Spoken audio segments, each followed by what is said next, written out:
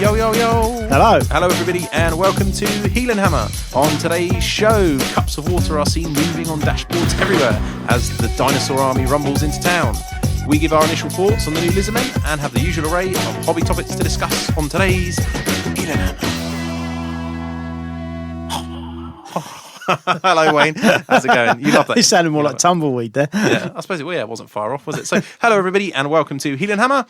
It's the end of the month, and there's so much to talk about today. It's exciting for me, and what I'm really, really pleased about is Wayne is also excited about talking about this because it is our initial thoughts on the Lizardman book, and it's... long-term listeners of the show will know I'm somewhat of a huge Lizardman fan, and Wayne is right on the bandwagon as well. So it should. No.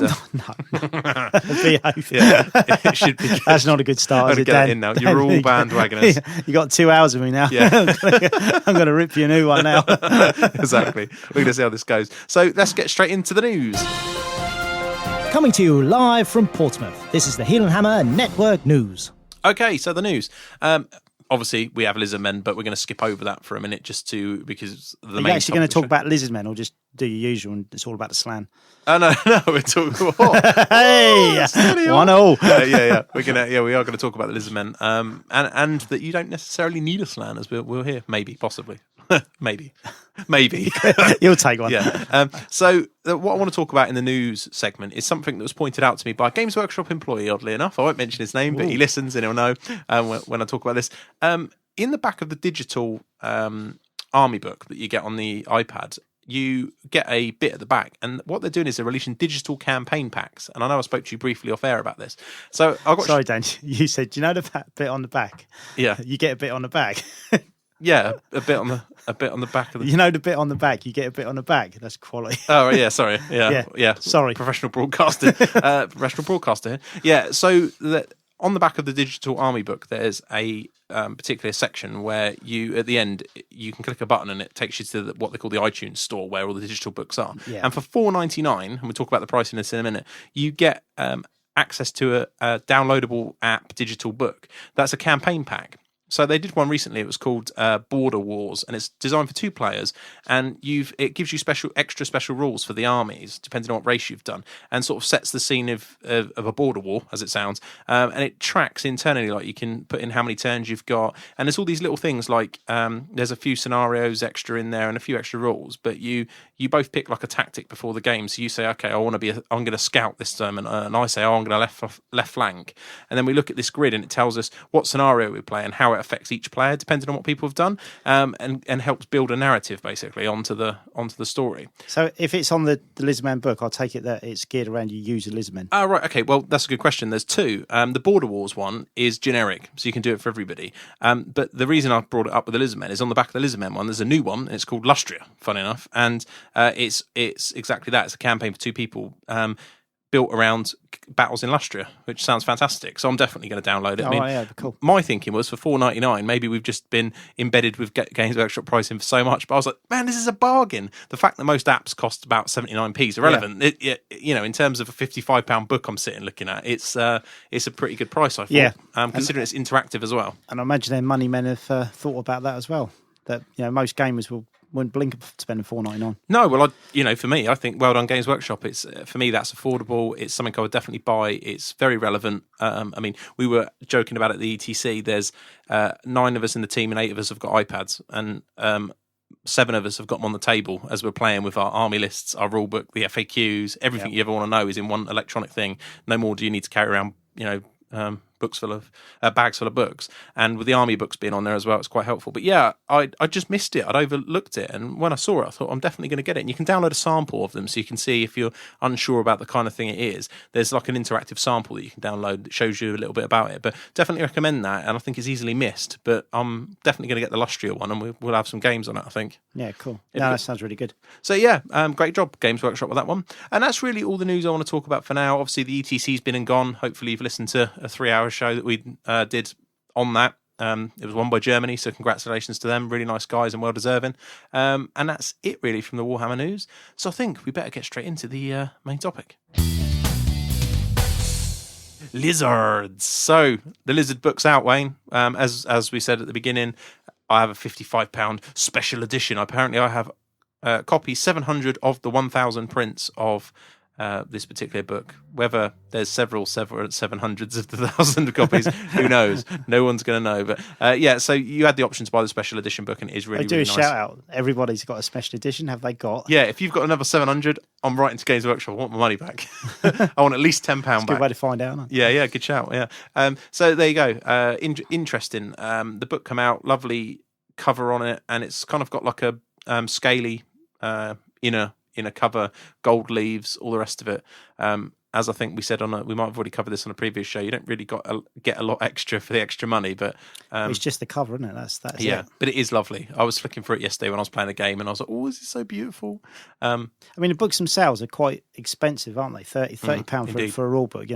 Compared to a lot of other publications of a similar standard, they are quite expensive. So then to chuck another £25 on top of that for a padded cover, Yep. £55 for that book is crazy. Yeah, it is. I think, as you said before, if it was Skaven you'd buy one, I'd probably buy the Skaven one, but I couldn't see me buying any other. I thought about this actually. I don't think I would. No? Considering it is just a padded cover, the Skaven one might look like it's kind of like, I don't know, a fairy cover, which would be really strange. I can see that. Great for cold You've heard weather it here gaming. first, Games Workshop. Yeah, we want fairy covers. But no, I don't think I would. No. Because the actual, We'll see. if it was a different cover, what I mean is like even the binding, the plastic, like the normal kind of sort of plastic card kind of cover around it is the same. It's got like a book protecting thing, hasn't it, around it? Which I'm thinking I'll take it off actually because it detracts from the awesomeness that is the actual book underneath. £25? I don't think so. No, Well, £55 in total. I just think it's it is pretty ridiculous crazy. I mean, price. it's what 2/3 of a week's shopping for me, so it's a fair amount of money. I just couldn't justify spending that on that. Do you know book. what's even worse though? Is I bought that and I bought the electronic one. How much was the electronic one? 30 quid. Oh man, Yeah. 85 quid. Yeah. Yeah. So basically, you spent 85 quid on a book. Yes, yeah, that's correct.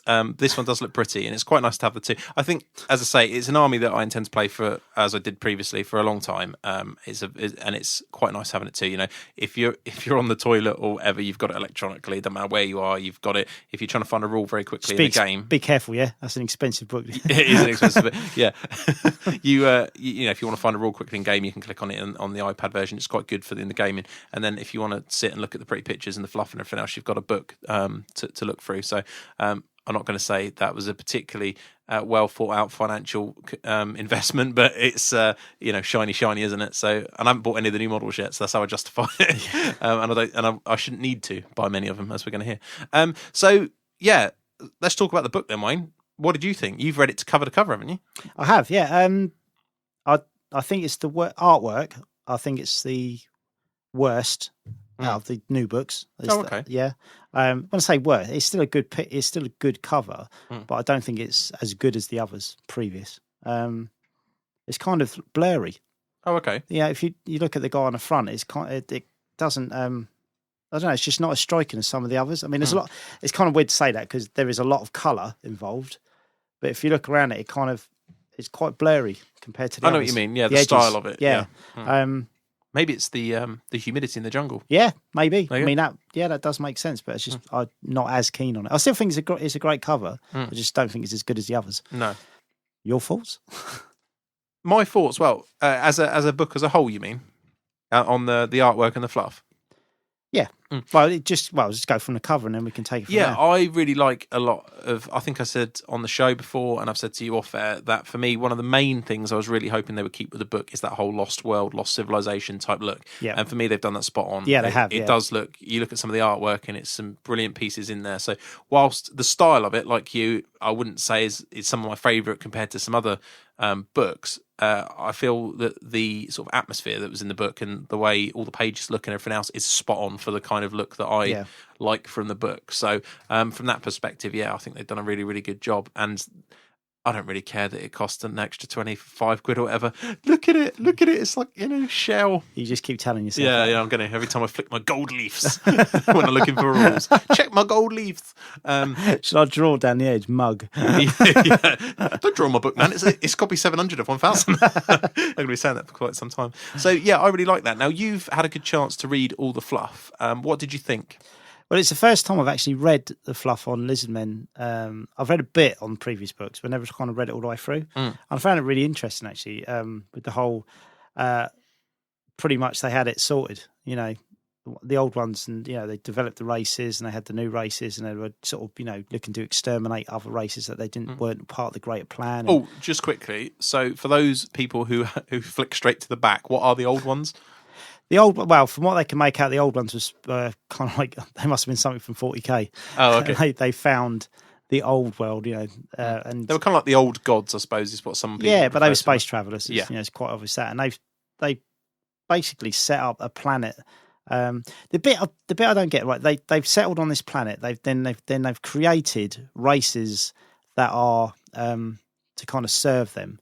So they created the Slan, the first generation of Slan, to kind of be their conduits, and then they created I can't remember the order which they created, but then they created the Skinks, and the Skinks kind of do all the running. They're intelligent, and they do all the running around. The architects of the race. They do all the running around for the Slan. They do they carry out all the orders. Then you got the Saurus. The Saurus are basically just the protection. They're the armies. They're the warriors. They're protection. Croxagore, they're used for construction. And then the rest of the creatures are just, creatures of the jungle that have, I don't know if they're like byproducts of what they've done, but that's pretty much it. And then obviously you've got offshoots like chameleon skinks and stuff like that. Yeah. Pterodons are sort of naturally there. And then later on they've created elves, dwarfs, and then men. Yeah. But they're kind of like real sort of fledgling races. Yeah, like kind of barbaric and stuff at the point. Yeah. Yeah, absolutely. And then it all goes wrong. Basically, they miscalculate. From what I understand, they kind of travel through portals. Yeah, I saw so many. Portals. I should say, thank you, listeners. That's it. Thank you for the Twitter. When it came out, I had so many pictures from different parts of the Lizardman book that had people had tweeted me with the word they come out of a portal or they did this. I was like, see, that's where it comes from. And they they space travel through like holes, like black holes or whatever, however they do it. But basically, they open up a rift to the realm of chaos. Yeah. On the planet, it all spills out.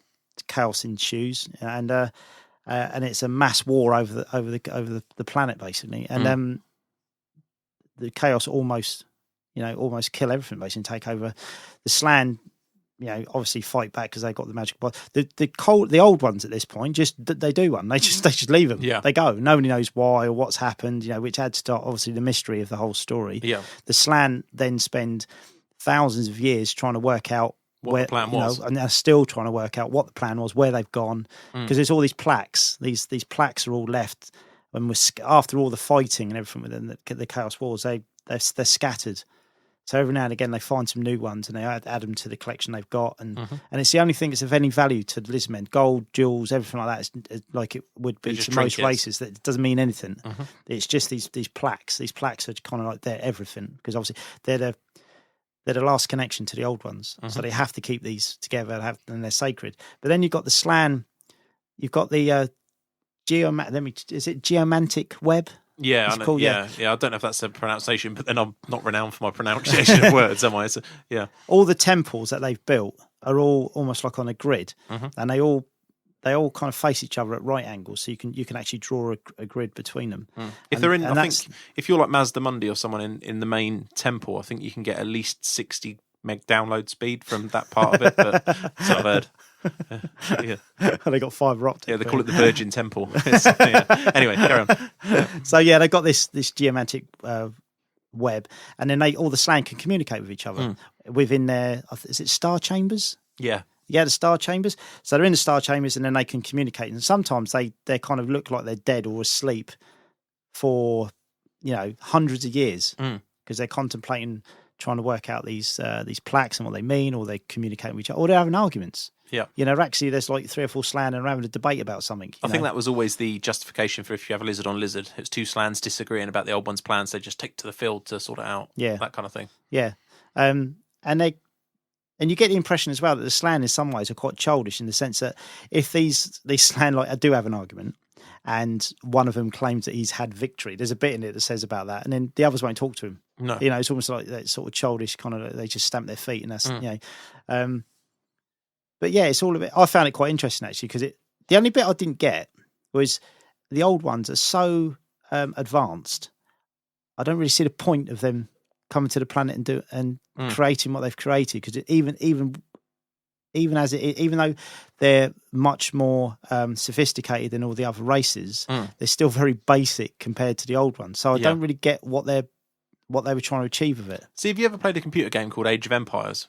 No, probably not. But a lot of the listeners will know about it. It's a little game, and it's like a strategy game, and you'd build your little towns up, and then you'd advance through the things to eventually you had real quite high technology. Like you go through the Iron Age and all the rest of it. Yeah. Maybe it was like that. It was the little game they were playing on the computer, and they didn't quite advance, and then something came out and they lost, and they just what you call Alt F4. You quit the game. And maybe it was because they obviously just left it when it got when the trouble started. They just left, so obviously maybe it just didn't mean that much to them. No, it was a bit of a kind of just a project. Well, there we go. We could sit here like slans looking for some sacred plaques to tell us the plan, but no one knows, do they? So, because you think if they wanted the technology, they could have instilled the technology really early on. But this whole obviously, and that's part of the people say, yeah, but that's the plan that you never knew what they were trying to achieve. They obviously they've created all these races. This is deep, man. This is deep. Yeah, you need to get a date in with Mazdamundi. You probably find the guy that wrote the original history, and he has no idea what he was writing. He just went, I just put some stuff down, and it went from there. Really. Yeah. And then people like you trying to interpret the actual, the meaning of life. Basically, you do though. When you're into it, don't you? You kind of you do. You start kind of assessing the information as you go and trying to make sense of it. But that all like the internet trolls trying to blow holes in the in it somewhere. So yeah, I really like it. I mean, the way chaos pour into the old world and they have to fight. And I love the way that the Slan make Lustria. Because it wasn't that dangerous before. And they make it incredibly dangerous to stop the incursion of chaos, to slow it down, basically. So they make they make all the plants carnivorous, all the creatures are kind of, almost, they're altered, they're more dangerous. Everything's dangerous. Every part of Lustre is dangerous. And the only ones that can really navigate it properly are their races. So, the Slan, the Skinks and the Saurus and the Croxical, because they're natural, that's their natural environment. I love that. I thought that was the best part of it. That kind of explains, because obviously when they did that, they couldn't change it back. No. Because the only first generation Slan that's left is Lord Croak, and he's only there in spirit. He's just like a carcass, a mummified carcass, basically, and his spirit's there. So there are no first generation. And I think Mazamunde's second generation. I think he's one of the few second generations that's left. Yeah. And he's the most powerful. But where he's second generation, he's never actually had any contact with the old ones. No. So all of the others don't know how to interpret the plaques properly because they never had any direct instruction from the old ones. No. All the first generation did. So that's quite interesting as well. That creates the gap of why they can't really fathom out what they're supposed to be doing. Yeah, I always liked the idea of the generations as well, and that it was always explained in the old books that the fifth generation Slans were these ultra young warlike ones, and the other ones are a bit more sit back or whatever. It never quite worked in the 5th edition book because they were basically killer fighters, weren't they? They had like 10 attacks if you had a big one.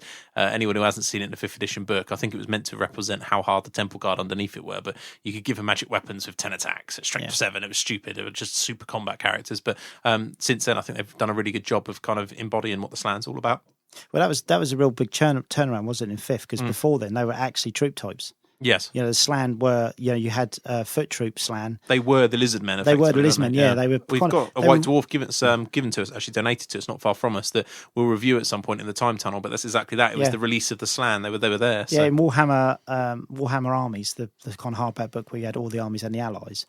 I've still got that at home. And it's all in there. But they were kind of a rip off of Bullywugs in Dungeons and Dragons, because you had this like frog race. Called Bullywugs. I don't know if you ever remember. No, I've seen them. And they look just like them, really. They're very, very similar. They're just these kind of frogs that stood up, like humans. And they were on cold ones. There was about 3 different kinds of cold one riders. They sort of went up. There was the basic ones, and then there was 2 elite forms. Sure. And then they had like a foot troop. And then they had slaves like the Skaven. Yeah, I remember that. Yeah, yeah. pygmy slaves. Pygmy slaves, yeah. And Amazon warriors as well, didn't they? Yeah, that was like an allied thing. Of it. So, it was part of it. So that was like really, really interesting. But then one of the histories that I read years and years ago, was the Amazons were in constant warfare with Slan because obviously, vying for territories and stuff. They were like the human inhabitants of Lustria. But then when it got to fifth, I think it was 5th edition, it all changed. There was a massive change where it was kind of like, no, the Slan were just like, they were just like the leaders. Yeah, that was where they were really very few and far between. That's it. And then the race was built around them. They really gave it their own identity then. Yeah, absolutely. Sitting not far from that book. I loved that book. It was one of my favourite armies. And then they were born and they've been developed. And the change, would you say there's much change in the fluff from the last book to this one, or the last 2 from this one? No, I think it's just... I think with all the books, they don't make massive changes anymore because it is good. The backgrounds are so good now. They kind of just maybe put a bit more meat on the bones, like flesh it out a bit, but they always end, don't they? All the army books always end. Now is a time of conflict. Everybody's ready to war. Yeah, everybody's ready in their armies, waiting for it. But then again, that's what Warhammer's about, isn't it? Indeed. We haven't had any major. Random new spawnings appear, like when Saurus could suddenly ride cold ones. They were just spawned, or like in the Empire when demigryphs, their best tools of war, suddenly appeared after many millennia. But no, there was nothing. There was nothing really. Probably like the biggest change is the oracles, the spawning of the oracles, and a really interesting thing I found in it was the sign of the twin-tailed comet, where that coincided with the oracles being born and the troglodytes. Because the troglodytes have got like a split tail. The oracles were then spawned, and they've got a split tail. And the oracles are the only skinks that can immediately tame a troglodon. Whereas they've tried before and not been able to do it because they've both got this like split tail. Yeah, and that all coincided with the twin-tailed comet. So the lizard men have got something really kind of hard and fast, that they can connect to the twin-tailed comet. Something that actually happened, but the Empire, that is that's part of their history. It's it's to do with the birthing of Sigmar, but was it? Yeah, because the Empire's based their whole history on the Sigmar and the twin-tailed comet and everything like that. But then when you read the lizard book, you kind of think, actually, is what the Empire see as their rich vein of history, is it just a coincidence? And it doesn't actually mean anything. It actually did mean something to the lizard men because it was, they are born from beings from the stars. So maybe it had something to what I mean. So that was quite interesting. The comparison between the two. No, I agree with you. I thought the fluff reading was good. I've read it in all the books over the years, and I'm not quite as far through it as you, but the majority of it that I've read was very, very similar to the other books, and that was great to see that they kept that going and just fleshed it out. As you say, there's a few more monsters on the horizon, but it's nothing that you look at and think, really, you had demigryphs in a wood all this time? It was nothing like that appeared. So that was really good. So let's move towards the back of the book then. Obviously, we discussed the models last week. Just quickly, whatever animals creatures they added would never be a shock, would it? Because you're talking Lustria and it's just full of dangerous creatures. So they could have added 6 new units and big monsters, small monsters, cavalry, anything like that, and you'd just be like, well, it's Lustria. So they could have got away with anything, and it would have been fine. Definitely. So let's move towards the back of the book then and start talking about some of the rules and our initial thoughts on them. You were quite keen. You've been picking up your lizardmen as we talk about in the Beardy Weedy Week and putting some stuff together. What was your instant thought? Have you got any thoughts on what you like initially in the rules? What you would have in a first list? I quite like Predatory Fighter. I think if you've got a large block of Saurus and you're 10 wide, so you've got 30, so you're rolling a lot of attacks. There's a chance of rolling 6s. Yeah. And if you roll a 6, you get an extra attack. I quite like that because it's not game breaking. It's just subtle, but it could, in large blocks win you combats. Then few extra attacks at strength 4 could make a difference, especially as we get on to later where the Slan can be a Lawmaster. And if, say, so he can take signature spells. And if he's got, say, Wild Form and now the Saurus are strength 5, then those extra attacks are going to make quite a big difference. So that's quite good. Working with other things, that could be great. No, I agree. And I actually played a game with them, which we'll talk about in a minute, and it didn't have as much as effect as I thought it might, but it very much comes down to there's basically only one of the things I like about the book is it's very clear. There's very few rules that are iffy. There's only real two big questions, I think, in the book for me. I'm sure someone will point some more out, but these are the only two that I've considered so far. One is to do with a special character that has a magic item that talks about him and his units, but he can't join the unit because he's a flying character. So that's odd. So presumably there'll be something to say, oh, he's an exception, he can, or they just errata that out. But either way, that needs sorting out because I think newer players could easily make the mistake of joining it.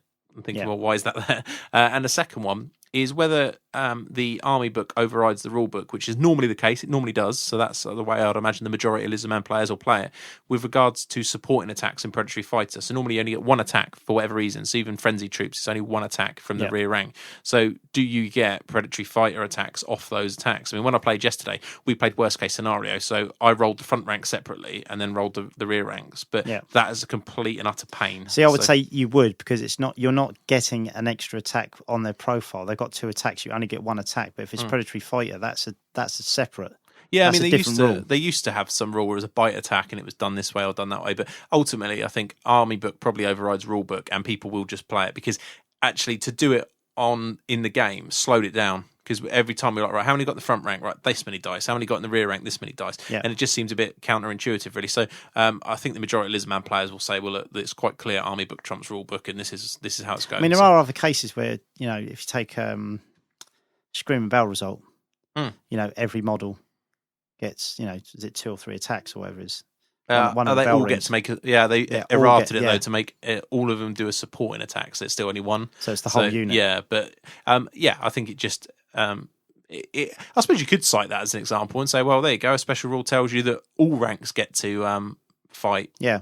It doesn't say regardless of whatever rule. So that's overriding a special rule. So I don't think it's massively a problem. I think but if you you will just get people said, asking if it was changed and they said no, you only get to roll for the front rank, it'd be kind of, why did you put it in? Yeah, it'd be completely pointless. Yeah, I mean, it makes so little difference. I'll tell you where it does make a massive difference, and I noticed this, was Scar Veterans. Then Croxical wouldn't be able to use it at all in a Croxical unit, because they've got their 3 attacks maximum. Oh, I see what you mean. Yeah, so they wouldn't get it at all. Wayne Kemp, out the blocks. Oh yeah, yeah. So fire tonight. Yeah, there you go. Yeah, so it must be because why would they have Predatory Fighter? Because unless you took a block of 8. Yeah, but then there's the whole skink cohort with Croxical. Predatory Fighter just wouldn't mean anything. No, I think most people would just play it that way. But it was one of the rules that got instantly highlighted as people saying, "Well, does this work?" And I think it's just a case of Army Book overriding Rule Book. I think with that, and that's certainly how I'm going to play it. Yeah. But I in a test game last night, I thought, well, let's see how it works, really, and how much of a pain is it? And it is a pain. I mean, I had 2 Saurus blocks, and it was a pain. So I must admit, if someone said to me, "I'm only rolling the front rank," I went, "No." I'd just say to them, "No, roll them all." Because that's their rule. Just I wouldn't have an issue with that. No, it's silly, but you will get asked it. They'll clear it up soon enough, though. Yeah, of course. And in the meantime, every Lizard player will be playing it. There's the whole block, because it makes everything run smoother. But I'll tell you where it did make a massive difference is on the Scar Veterans. There was one, I had a rerollable 1-up save, your fave, Scar Veteran with a great weapon fighting some Crypt Horrors. And he charged in the unit, so on his turn charged. I rolled well. I hit with all 4, but 2 of them were 6s. Hit with 2 more, so it's 6 attacks. Yeah. No 1, so 6 wounds. He does a couple of saves. It's like, okay, so I've won by 4 in charge. That's another Crypt Horror and a bit dead. It's really, really good. And it's odd because you notice it more on the single model. The Saurus, I felt like it did nothing, didn't do anything. But on the Saurus Heroes, you really notice it. And the cold ones have got an extra attack now as well. So that's a lot. And if you've got points and you go like Ega Quango or something, that item that's like a breath weapon, you can destroy units from a single character. It's brilliant. So for me, I still think the Scar Veterans are probably the best thing in the book. And you will see them, lots of them, I think. Yeah, definitely. Yeah. They're cheaper as well, aren't they now? Are they 5 points cheaper? They're a little bit cheaper. I haven't worked the maths out. I'm sure, but they're no worse, are they? No. I mean, you know what I mean? So, I'd say they're better. And people were saying about Predatory Fighter means you've got to do this, but you've got to pursue. But you still don't have to overrun. So if you're killing rubbish with a Saurus unit, it's not that big. You just kill it and reform. But And most of the time, if you're breaking something with Saurus, it's late game. They're not a unit you've normally engaged, and it's in the battle line that's going to matter when you have to pursue. Most of the time, it won't make any difference. And if it is important, then you make sure your Skink Priest is within the distance it needs to stop them running off. Yeah. So I don't think there's many downsides to it. I think it's been overplayed a little bit. I like the fact they put that in to create a bit of symmetry to it, so that if you put the Skink Priest in, obviously you can counteract the negative side of that. Yeah, which is good. Or a Chief. I really rate the Skink Chiefs on Pterodon. I mean, I had 84 points, I think it was. He's got a 2-up save. Yeah. He's fast cav, which is amazing because he's leadership 7 cold-blooded, so you can flee a charge, rally, and then do it again. Yeah. And it's a good chance away from the general, which you haven't got with the Pterodons anymore, being leadership 5. So he was cool. And of course, he helps with the predatory fighter. You can have him sitting around the Saurus block if you need to and telling him, no, do not move, you know. So I quite like on the flip side, when you're playing against someone who's a good player and they look at it and they try to kill the Skink Priest first because they know they're fighting a combat and they've set it up to lose so that the Saurus will have to overrun and obviously detach themselves from the main battle line so they can deal with them easier. Pursue, not overrun. Sorry, pursue. But you know, and you'll get the decent players will do that, won't they? They'll kind of go, well, I'm going for the Skink Priest. Oh, there's definitely something there to exploit. Which makes an interesting game as well. But I think a lot of people were crying out that it's like Frenzy, but with none of the real benefits. And okay, a little bit, but ultimately in the game, I can't see it doing anything. And I am so glad my Scarvets have it, because anyone who's ever used Scarvets knows how much they can spanner attacks. So it gives you that extra chance, especially if you're strength 7 or 6, or something that's a good chance of doing wounded on 2s and doing wounds. It's brilliant. So I like that. But then why just give them Frenzy and just use a rule that other units use? Why not give them something that is slightly different and more in keeping with them? Yeah, they used to have a bite attack, didn't they, and things like that. So I quite like it. I think again it's a nice rule. It works well, and there's a slight downside to it. Remembering there's no points increase in this. Now Saurus, okay, arguably everyone was like, oh, what's the point? They're rubbish. And I've been somebody that said I don't think they're that great, but I don't know how you could point them, because as you've said with other armies, if you actually compare what you get for your points, they're pretty good. Yeah. They just don't do enough in like real min-max cutting edge for people to want to take them. So I understand from a games developer's point of view why you couldn't suddenly make them silly points. So. It's the whole thing in it where if you had that in other armies, you'd be really pleased. Yeah. If I had Saurus stat line in a Skaven army, 2 strength 4s, like obviously the Stormvermin got one strength 4 with a helmet, 4-up save. But these guys got 2 strength 4 and they got an armor save and they got predatory fighter. Yeah. For 11 points each. I'd be chuffed to bits with that. I'd have a big block of them. I'd be really happy about it. But then you got Lizardmen play because the spears are free now. Yeah, the upgrade's free. So. But then you've got people that, because they're used to using their horde of skinks and just poisoning people off the table. Yeah. They're like, well, they're not very good, are they? Yeah, they are good. They're just different to what the other stuff you've got. I mean, I used 2 units of 18 last night, which sounds small for 8th edition, but the thing that always sits in my mind about the Lizardmen is when they're best is when you really, really know that army and you have the whole chip away, and then things can't beat 18 Saurus with cold-blooded 10 next to them because you got the +1 leadership banner on the slam, obviously. And they don't go anywhere. And even last night, they were the critical thing that kept me in the game against Brian. So let me tell you a little bit about the game, because we can talk about some of the units. I don't want to do a full book review, but I want to highlight some of the early learning points really, and because I will be playing them, we'll end up talking about this quite a bit, I suppose. But so I decided to take a mixed arms list that I wrote on the plane back from the ETC when I was sitting next to Russ Phil. One of the most listeners will know Russ. He's been on the Saucy section a lot.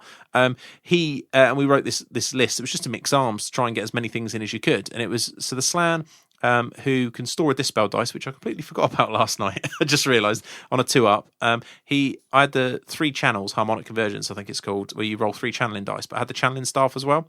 So all those channels were on a 5-up. That was really good. The amount of times I got 2 extra dice out of the channels was immense in both phases. And I decided to use Wandering Deliberations, which is the equivalent of a High Elf Lore Master, all the signature spells. I'm not sure that's necessarily the best one, because I really like the High Magic as well in that mixed arms thing, but I just wanted to try it. I've got plenty of games coming up. I'm just going to go through it all. And Soul of Stone, which lets you adjust the miscast table by 1, which is very useful. +1 leadership banner, that was it on him. 465 points with a battle standard, I think. And then I had 2 Scar Veterans with some kit. Didn't really matter what, the Scar Veterans, they're ace, you can do what you want. 1 Skink Chief on Pterodon with an Enchanter Shield and Spear, so it was like 2-up save. A Skink Priest with a Dispel Scroll, 2 18s of Saurus with full command with spears, deployed 6x3. 3, I use blowpipes, but I honestly think jabs are the best choice these days. But I use blowpipes because that's the models I had. And then I had like a little bunker of 15, 18 skinks, something like that, with a musician for the slan to sit in. A salamander, a razordon, 2 bastillodons was my main choice. 2 pterodon units and 2 swarms, so literally a bit of everything. Quite a lot of units, probably a bit too much in a way. And that was the army. Stuff that was interesting. A lot of people said, "Did you have enough dice to use the bastillodons?" Well, with the extra channels and stuff, you normally do. And they were a bit hit and miss. The first phase, I double wand one of them. They were bound 3, and I double wand one, so it didn't go off. The other one, Brian had to let go. And on a 4 and a 5, you're doing 2d6 strength 5. On a 6, you're doing 2d6 strength 6. And it's d6 strength 4 on a 2 or 3. It's only really the one that's really, really bad for a bound 3. Yeah. Twice I rolled the 1 and didn't do enough. But one turn I double 6'd it, and it's in 8, so there's no downside to doing it. Rolled the 6 and took out a unit of Vargeist straight off. 2d6 strength 6, bang, you're dead. So it was quite awesome. Good. The downside to him, I think, is a leadership 6. So he had death magic. It was a problem to stop it all. Yeah. That said, if you got 2 of those, a Razordon, a Sally, a Skink Chief, 2 Scarvets, there's so much stuff to death magic. It's kind of, what do you pick? If you're getting the Bastillodon, you're not getting the Scarvetron that's going to go stand out in front of your unit. So I think that's where the power in it lies, is target saturation. But so they were quite good. I was impressed by them. They're a bit naff in combat. They don't really do a lot, and they're not stubborn, which is really irritating. I think if they were stubborn, they'd be cool. They'd be even better. But so you have to be a little bit careful what you're doing with them. But I quite like those. It was like a mobile artillery battery. I just chucked out all the stuff, usual kind of stuff, Scarvetrons out, and then you're just moving around trying to shoot stuff. The Lawmaster thing was cool because you can start off with Spirit Leech, big burning gaze to try and kill the pterodon. What else did we have? Fireball. So there's a lot of stuff early on that you can shoot out. Yeah. And then when you get in combat, Ice Shard, Blizzard, Wild Form are the 2 main ones. So there's a few. I'm not sure it's better than high, because some of the movement things you can do with high magic, with teleporting things 10-20 inches and destroying magic items, is quite cool. Portals keep opening up on the table. Yeah, exactly. It's all part of it. And I really like that. And I think being able to swap your spells adds a real tactical element. So for me, that looks really enjoyable, and I'm going to enjoy working out what's best on there. So that was good. The Saurus were good. I mean, it come down to a big combat really that held was a Scarvetron in 18 Saurus. And you forget how good Cold-Blooded Leadership 10 is. I mean, he charged me with a full unit of... it kind of clipped slightly, but it was a full unit of 8 Crypt Horrors and a 1-wound Terrorgeist on the corner. And although eventually he killed the Saurus unit, the Scarvetron on his own still stood there, because he was losing by a lot. But once the Saurus died, it was better, because there was no free res and they couldn't do any wounds to him.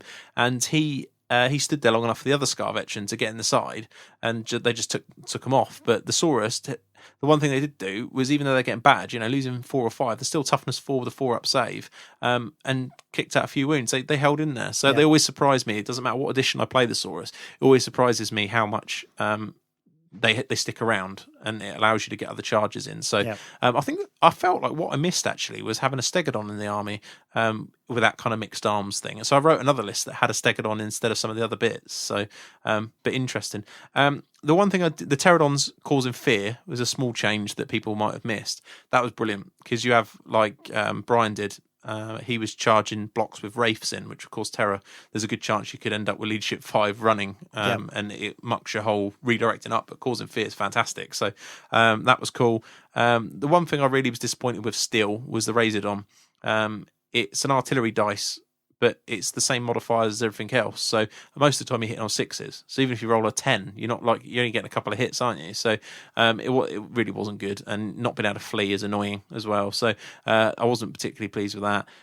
The blowpipes, every time I did something with them, I thought this would be so much better if they were javelins. So I don't think they're dire by any means, but the fact that you now get a 5-up save from the javelins, because they've got scaly skin as well, you can wild form them to throw stronger javelins, and there's a lot of little things you can do make them really, really good.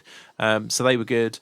The Bastillodons were quite good. Whether you need 2, I don't know. It might just be overkill, but I think it's quite a handy thing to have around. It's only 150 points. It's a little bit like an Empire Hurricaneum or something. It's just a useful toy to have. It's not that easy to kill. If you really need to pin something, and it's got quite a large flank as well, which I quite like for protecting the Slann from rubbish, because a lot of stuff's got to be pretty hard to get through to break it for a start on cold-blooded 10 if it's standing next to the Slann. Yeah. And it's toughness 5 with 2-up saves. Little light units that might want to charge the side of the Slann or something, you can just going to bounce off it. Yeah, you just park it next to it, and the frontage covers it. So I like it as like that. And I'll say I had one either side of the Slann's bunker basically, and was just manoeuvring it around, and it's very hard for him to get in. So yeah, they were quite cool. I liked it. And I'm gonna try the Rippers in the next game, I think, because I do see a place for those. Yeah, I like the Rippers. You sort of read the rules, and at first you think 2 attacks, they've got the frenzy, and you think, yeah, they're okay, but and then you start thinking, hang about with the magic. Yeah, when you sort of you're buffing them with certain spells, then you look at they look. I think good. that's where everyone falls down with Lizards as a whole. I think is. People have played them enough to know that they are a good book, but I think if you just looked at it on paper, you'd think, where's the real strength in this? But it's the combined arms, and I think that the Rippers, it's all about the buffs that you can get on them. Yeah.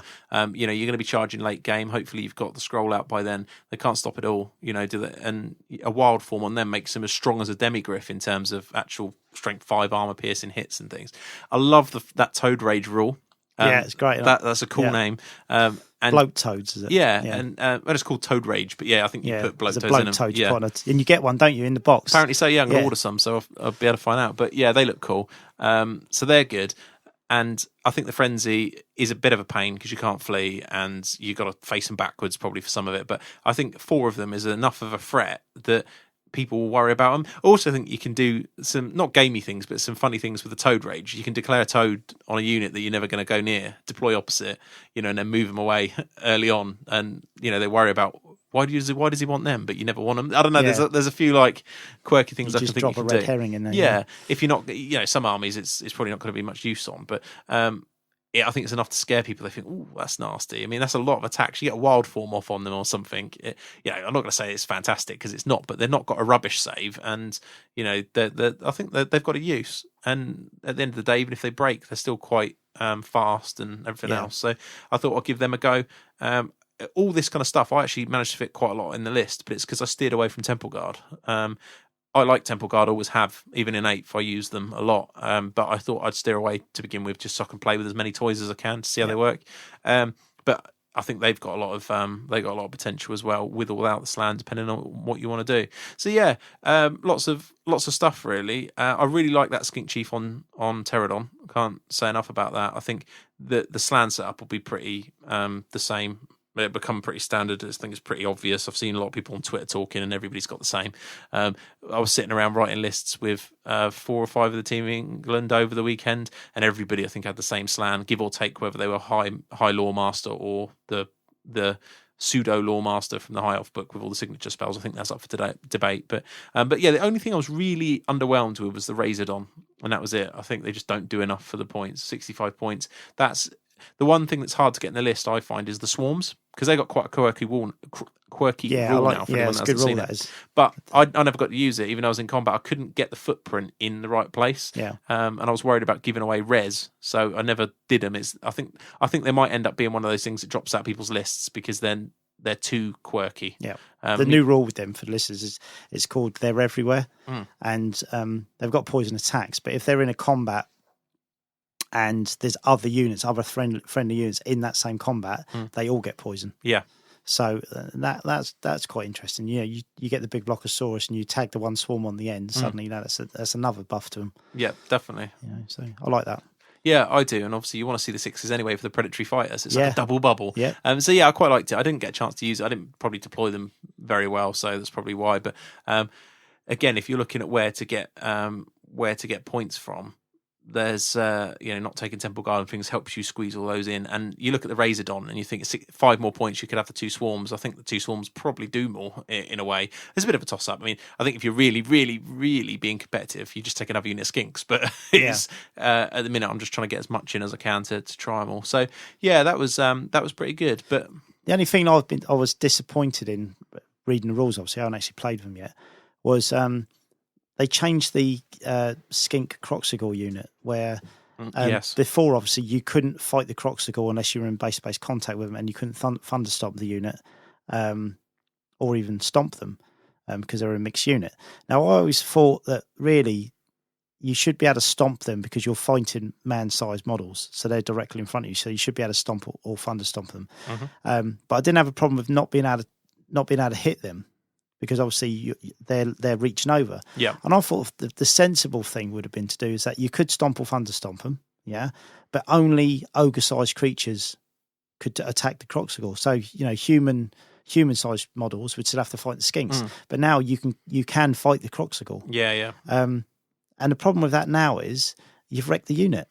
See, in competitive builds, I don't know if anyone will take them. I don't think they will, but I honestly don't think they're as bad as people are making out. The more I thought about this when I was playing the game last night, I think people underestimate Magic and Cold-Blooded. Yeah. I think that, yes, there are a lot of points, but I think like you probably go bigger now. You go 4 with a big unit. Right. But it's very hard to get through that unit in one round, I think, if you do it properly. And with Lizardmen, you should never really be taking a massive combo charge with the amount of redirectors you've got, unless it's late game, and then you're probably on the back foot anyway. So I actually think there's a place for it still. I initially thought with mine, I left them off all the lists, and I started thinking about it last night, and I was like, actually, I don't think they're as bad as what they look. But yeah, you'll definitely see a lot less. Big guys are really good against them now, aren't they? Because if you send like ogre-sized models in, you think like before, if I was facing rat ogres against them, obviously with the ranks, they're going to be steadfast. But you always know that you're getting the 9 strength 7 attacks back on you, which are going to, it's going to do a lot of damage. They Whereas grind you now, out. because the rat ogres have got the higher initiative, I can go straight for the Croxigal. They're only on a 6-up save. I'm not saying you'd kill them all. No, but the blocks I use, you probably would kill them all. Actually, it's only 9 wounds, so you'd probably take the whole lot off, and you'd kill a few skinks. Then you could stomp the skinks now. So, and then once you're just fighting skinks and they're only weapon skill 2, then you're suddenly thinking, hang on, I'm hitting on 3s. It massively changes that combat, I think. Yeah, it does change what they do. But then again, obviously, that's talking about a unit where it hasn't been buffed. That's it. Yeah, if it has been buffed, different ball game. Don't get me wrong. From a completely purely competitive edge, yes, they've lost a load. Do I think you'll never see them? No, I think you will see them. In fact, I'd be willing to give them a go at some point. I think what I always liked about the Skink Crocs was that it could shoot. I know that sounds obvious, but the amount of times I reformed it wide and shot things, and I think that it's a lot. There's a lot of potential still to be a good multi-role unit, and it's still really hard to break. The only problem is you can get a lot of res off the skink, so you don't want to be taking deep units to the face. But I think you can do as a holding block that will, with something else, can do a lot of damage. I still think in the right combat they're a good unit, but they're certainly not as good as they were. I'd be lying if I said they were. So, but yeah, they have taken a big hit, I think. So I'm going to take some questions from Twitter now, and then I'll get your final thoughts on what you think the builds are going to be like and some other bits, because there's some good questions and points I was going to cover anyway in these questions. So let's get right into it. Okay, so I'm just going to read up the timeline, I think, and just see where it leads us. So the first question was, are skinks still king of the jungle? Yes. Yes, obviously. I think that there's a very strong potential to just take loads and loads and loads of skinks, and anything that rides a skink, backed up by Scar Veterans and a Slan. It's going to be seriously, seriously boring, but it will probably be very good. So, would you agree with that, Wayne? Yeah, I would say that anything that, anything that ends in ink, Don. Basically, anything that's little and has poison, is always been good and will always be good. Yeah, definitely. Next one, simple one. Do you like how relatively unchanged the book is from the last one, or would you have preferred a major shake-up? I'll go with this one first. I think I was disappointed because I already saw all the rumours before the book come out, so nothing was exciting to me. Having played with it a bit more and thought about it, I like what they've done. I think that there's a few things they could have done, which I think there's another question later on about that, so I'll leave that for there. But do I like the fact it's relatively unchanged? Yes, because it's maintained what it was all about for me. I would have liked a little bit maybe of a shake-up in terms of the core. I think they could have done more with that. But actually, them not changing the army, how it feels, and massively overhauling it, I think was good. What about you? Because I didn't really have, apart from playing against them, never really played. Well, I say that, I have played with Lizardmen in previous editions. I mean, I took them to America one year. Yeah, how'd that work out for you? 4th. Oh, that was the one where you come 4th. I had, I was, I never won anything with them, but I was fairly successful. I was probably, I was a lot more successful with them than I've ever been with a Skaven. You got your crutch out. But I took a sort of more of a heavy Saurus army back then. Was it in 5th?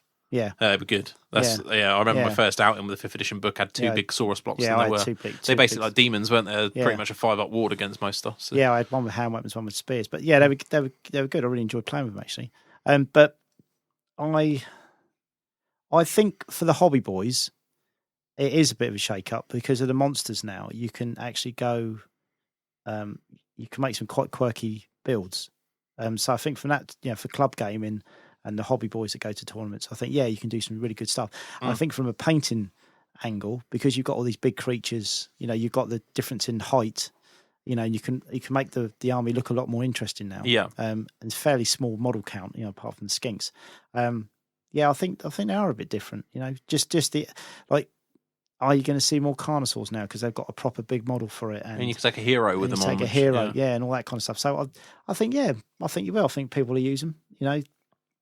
The Bastillodons, I think you'll see those.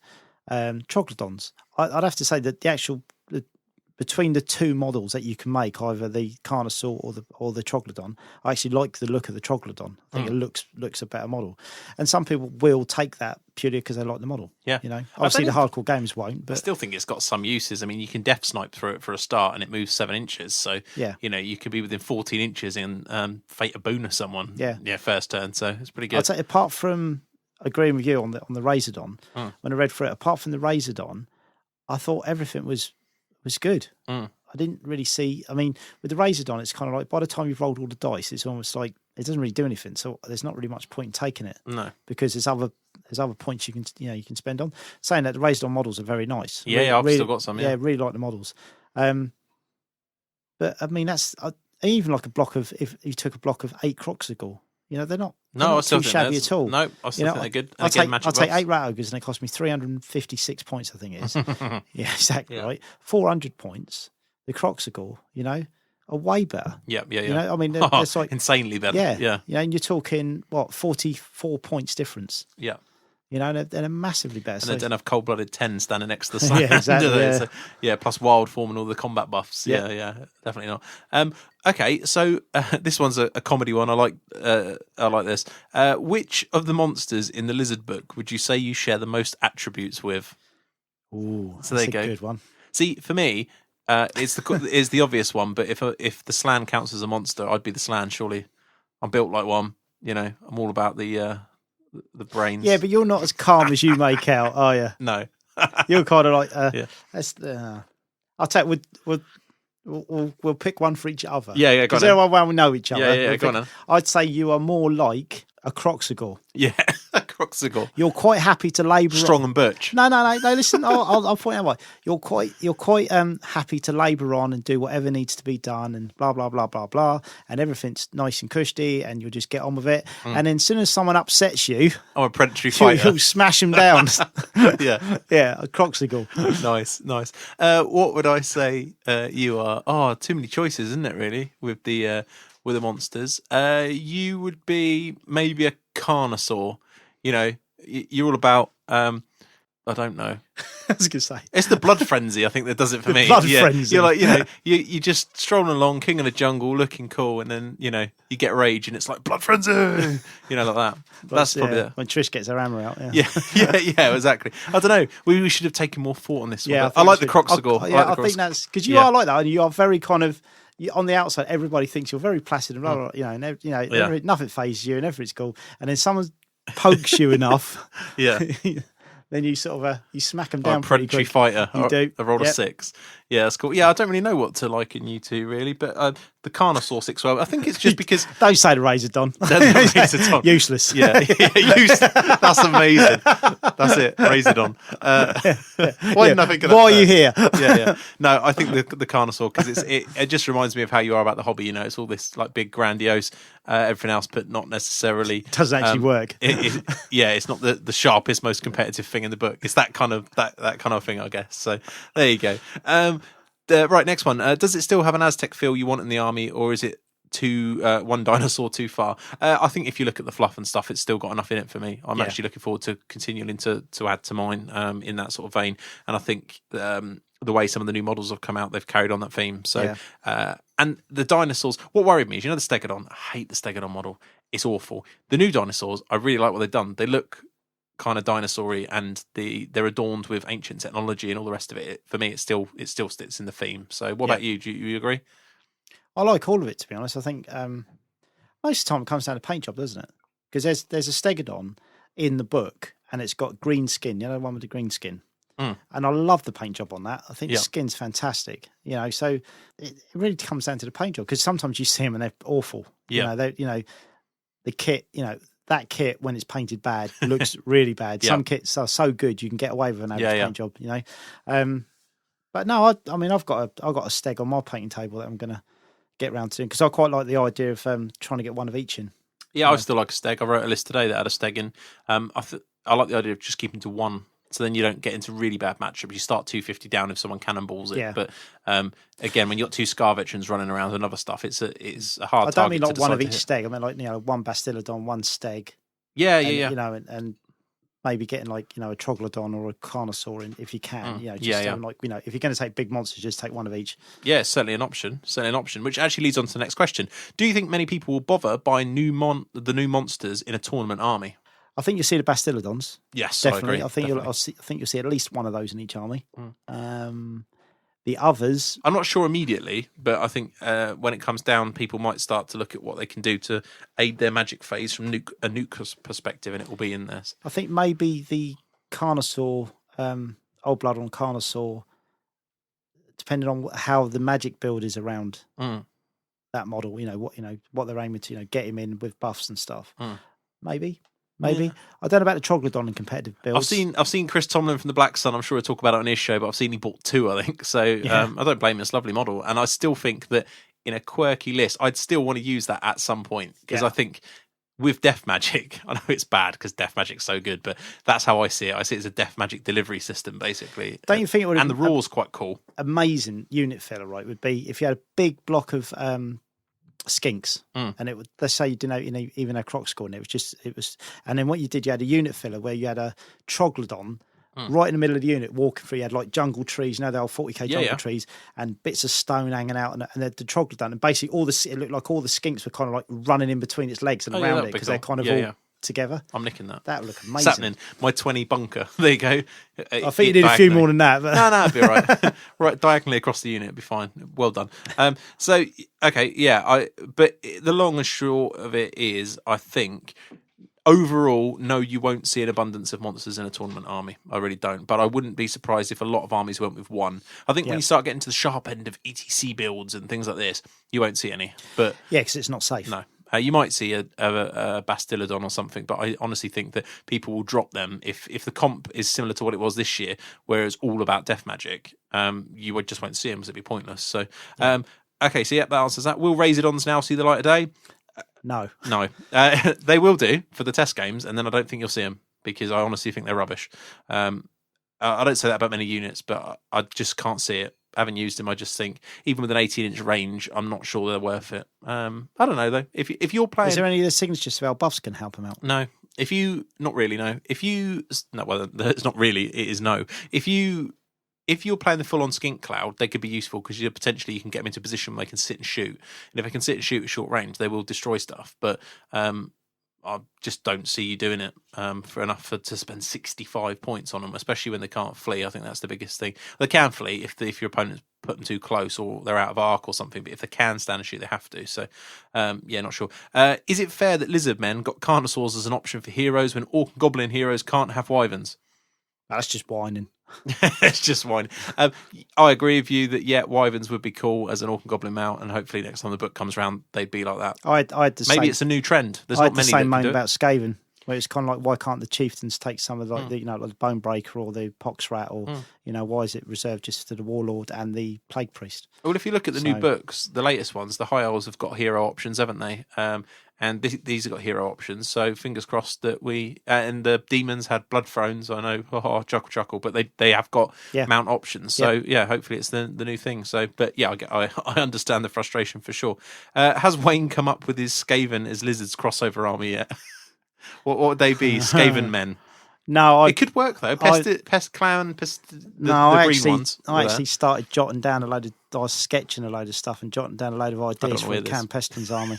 Yeah, and it's all based around one of the the defiled temple. Yeah. See, I like that idea. If it's a Skaven army based in Lustria, I'm down with that. And basically all the furnace is based on one of the big monsters, and it's I'm trying to make the list work. That it's kind of because I wanted to get some like rat ogres in as well because of the frenzy. They'll work with it as a different. Because if you just go plague monks, it's a bit dull and it doesn't really do anything because it's all strength free. Yeah. So you kind of have to play around with it a bit. But yes, I am. I think once I've done a few bits that I'm working on, I'll definitely think and it'll be a whole new Skaven army, different colour scheme and everything. But yes, I can see me doing that because every few days I keep going back to my notebook and adding a few little jots and ideas. Because I just keep it, I jot everything down and make notes and stuff. And then eventually when there's enough stuff there that I know I can make most of the army work, then I'll start on something. Good. So there you go. It could happen, but they're not going to be Skaven that could be lizard men. There's just going to be a lizard. No. That would just be weird. Yeah, I think it was a bit of a joke, that one. But there we go. What do you think the one biggest thing Games Workshop have done to them that they didn't? So I think basically, what should they have done? Pick one thing that you think was missing. I think this gets asked elsewhere as well. I would have liked to have seen 2 types of Saurus. I don't mean like Temple Guard. But in the old books, like the Warhammer armies that we were talking about, sometimes they had troop types where they had 2 or 3 types of that troop. They were kind of dependent on. So, for example, you'd have like Saurus warriors, which were kind of veteran warriors that weren't Temple Guard, and then you had your basic warriors, you had your veterans, and then from the veterans were taken Temple Guard, because obviously they live for a long, long time. Saurus, So it would have been nice to see like almost like new spawning. My ones don't. They tend to get murdered by monstrous cavalry. But anyway, So like new spawning, which is still like hundreds of years old. Veteran spawning, and then Temple Guard. I think that would have been good. And then just a slight difference in the, maybe like the better armor save as they go up, different initiative, that kind of thing. I think that would have been quite nice. It's really odd because we haven't discussed this since.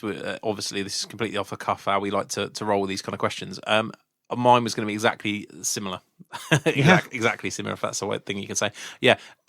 I would have gone. I feel like they could have benefited from going back to the spawning system, which is another way of doing exactly what you say, which is making the core choices different. You could have one that was frenzied, or one that was +1 armor save, like a turtle shell type thing, or one that, I don't know, even cause fear. There could be silly things. It don't matter. One could be poison attack, Sotek blessed, or do you know what I mean? There could be a lot of things. That was the only thing because I felt the one letdown for me in this book that I was really hoping they would solve was the imbalance in core and make it worth more interesting, the core. Because the special choices and the rares and that, there's quite a lot of interesting things in there, considering because they're reasonably expensive, you can't fit them all in anyway, but I feel like there's plenty of choice. But the core, there is choice, but it's not really choice. Very limited, it's very bland choice, I think is what it is. Yeah. So that would be exactly the same as Wayne. I think that they missed the trick with spawnings on going back to that. I really like that system. Is the all-monster list positive or viable? Steggy, Bastillodon, Pterodon, Rippers, Carney and Troggy.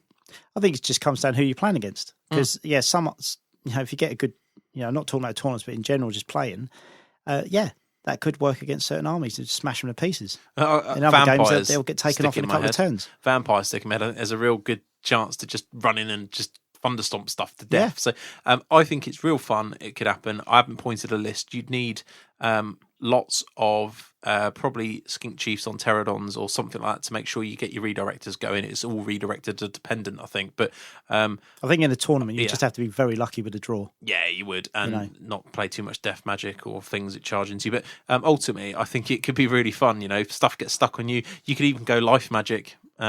bit of dwellers is all good for offensive, but just getting the wounds back on the stegodons could rage people. I think it'd be quite funny. So yeah, definitely viable. I think it's one of those lists that I'd kind of like to try if I had the time and the monsters. So who knows? Next one. Now this one gets asked a lot. Actually, it was about why do you think people are now writing Cold One Death Stars when they barely improved in the old book? So a lot of the talk about this, and I was on the plane with Jack Armstrong out to the ETC. Now, anybody who doesn't know Jack probably live in a cave, but he is probably the most consistent Lizardman player over the last many years. He played him to death and widely renowned as a Lizardman expert. Even the German team who won the ETC used his list after seeing it at a tournament. He is one of the main men, and we both wrote lists, but our second alternative list that we both wrote had a Cold One bus in it. And I think it just comes down to it's not that anything particularly changed. It's just now you don't want to take skink crocs necessarily. You've now got some more points to play with, and it's another option. Yeah. So and they're cheaper because you don't have to take the spears if you're just using them as a delivery system. The Cold Ones have gained an extra attack, predatory fighter, and all this kind of stuff means that they're very, very slightly better for the points if you don't take the spears. And then you can put new and improved Scarvets in the front, 3 of them. And it's quite a sturdy unit, that. I mean, I wrote a list today that had 2 Old Bloods, tooled to the 9s, and 3 Scarvets, and a Cav bus. And, there's five Saurus heroes on Cold Ones with 1-up saves. That's immense. So there is some, and going with 2 level 2s and things. So there is a lot of options there, I think, to do it. Yeah. But to answer your question as to why, I think it's just because the net list that was created by people like Jack is not so effective anymore. You've got points free because of the lack of skink crocs and things, and the second slan. If you imagine you've got you normally write on the 600 with the Lord choices, you're probably now about 130 points you've gained out of that you've got to spend, and then you're probably another 150 odd on the at least on the core that you don't need to spend. So it gives you points, and I think that's why people are looking at it. It's purely that. And also the Cold One's got an extra attack now, haven't they?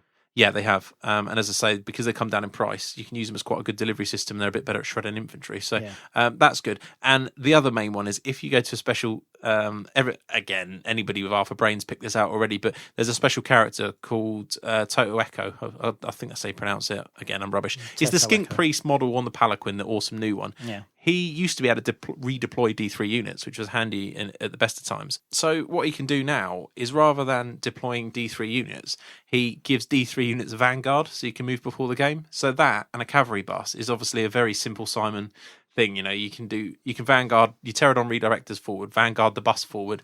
I was talking about it off mic about just deploying Scar veterans on their own in the right matchup and vanguarding them on their own forward, rushing people, especially if you go for like a monstery mash list and it's all sort of rush forward. I think there's a real possibility of running people with that. Yep. And again, if you go an Old Blood, you might want another decent wizard, and he is a good wizard. So there's loads of sort of console.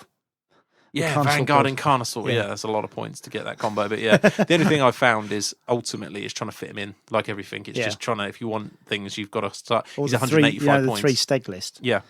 You Vanguard the stegs. Just a line in front of people. Yeah. Well, why not? Lob them all forward, see what happens. Go through them demigriffs. You probably will, but not in one go. So interesting. What do you think you should do a separate show? Someone was very keen on Dave Fraser, who's provided a lot of these questions, had a lot of fans for some of his questions. He was the guy that asked about the attributes that we share and stuff. So it's good. Am I disappointed by the lack of portals in the fluff? No, there's tons of portals in the fluff. Move on. It's the first 8th edition book where the special characters are worthwhile options compared to custom builds, ? So is this the first decent special characters we're seeing in the 8th edition? Or can you think of any more? Frog was an obvious prime contender for winner. Yeah.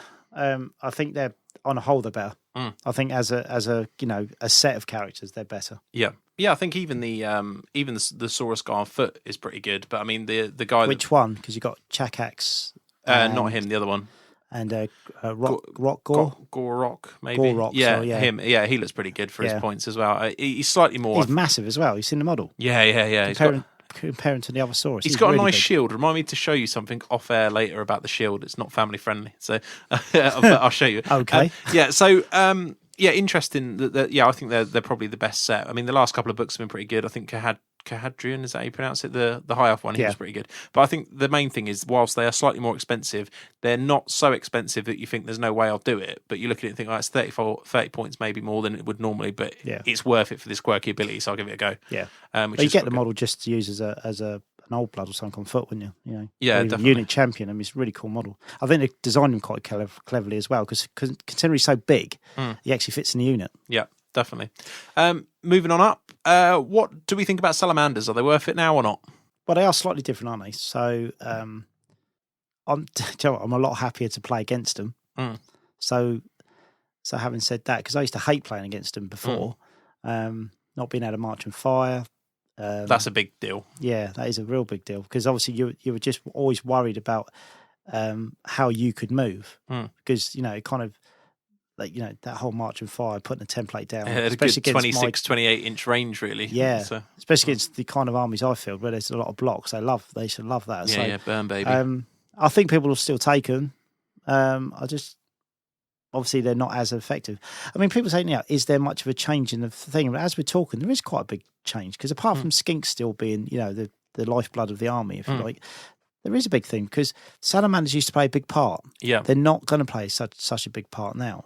I don't think the slans are as game breaking as they were either. Yeah. Don't get me wrong, they're very, very good. Yeah, they are. But they were one man armies. They were the army, especially two of them. I don't think they're like that anymore. That was Brian commented when we were playing last night. He said it's really odd. The slan doesn't feel as critical to your game plan as it used to. Yeah. And that's probably right. It's still very good, but so I think as the game progresses, where people get more and more games in, and the book can really get into the finer points, especially with the different magic phase now and using different units, I think it will change. I think it will change. So we'll just see we'll have to see how it goes, because it's very hard. You read the book, you kind of look at things. There's things that stand out to you, and you think, it's going to go this way and that.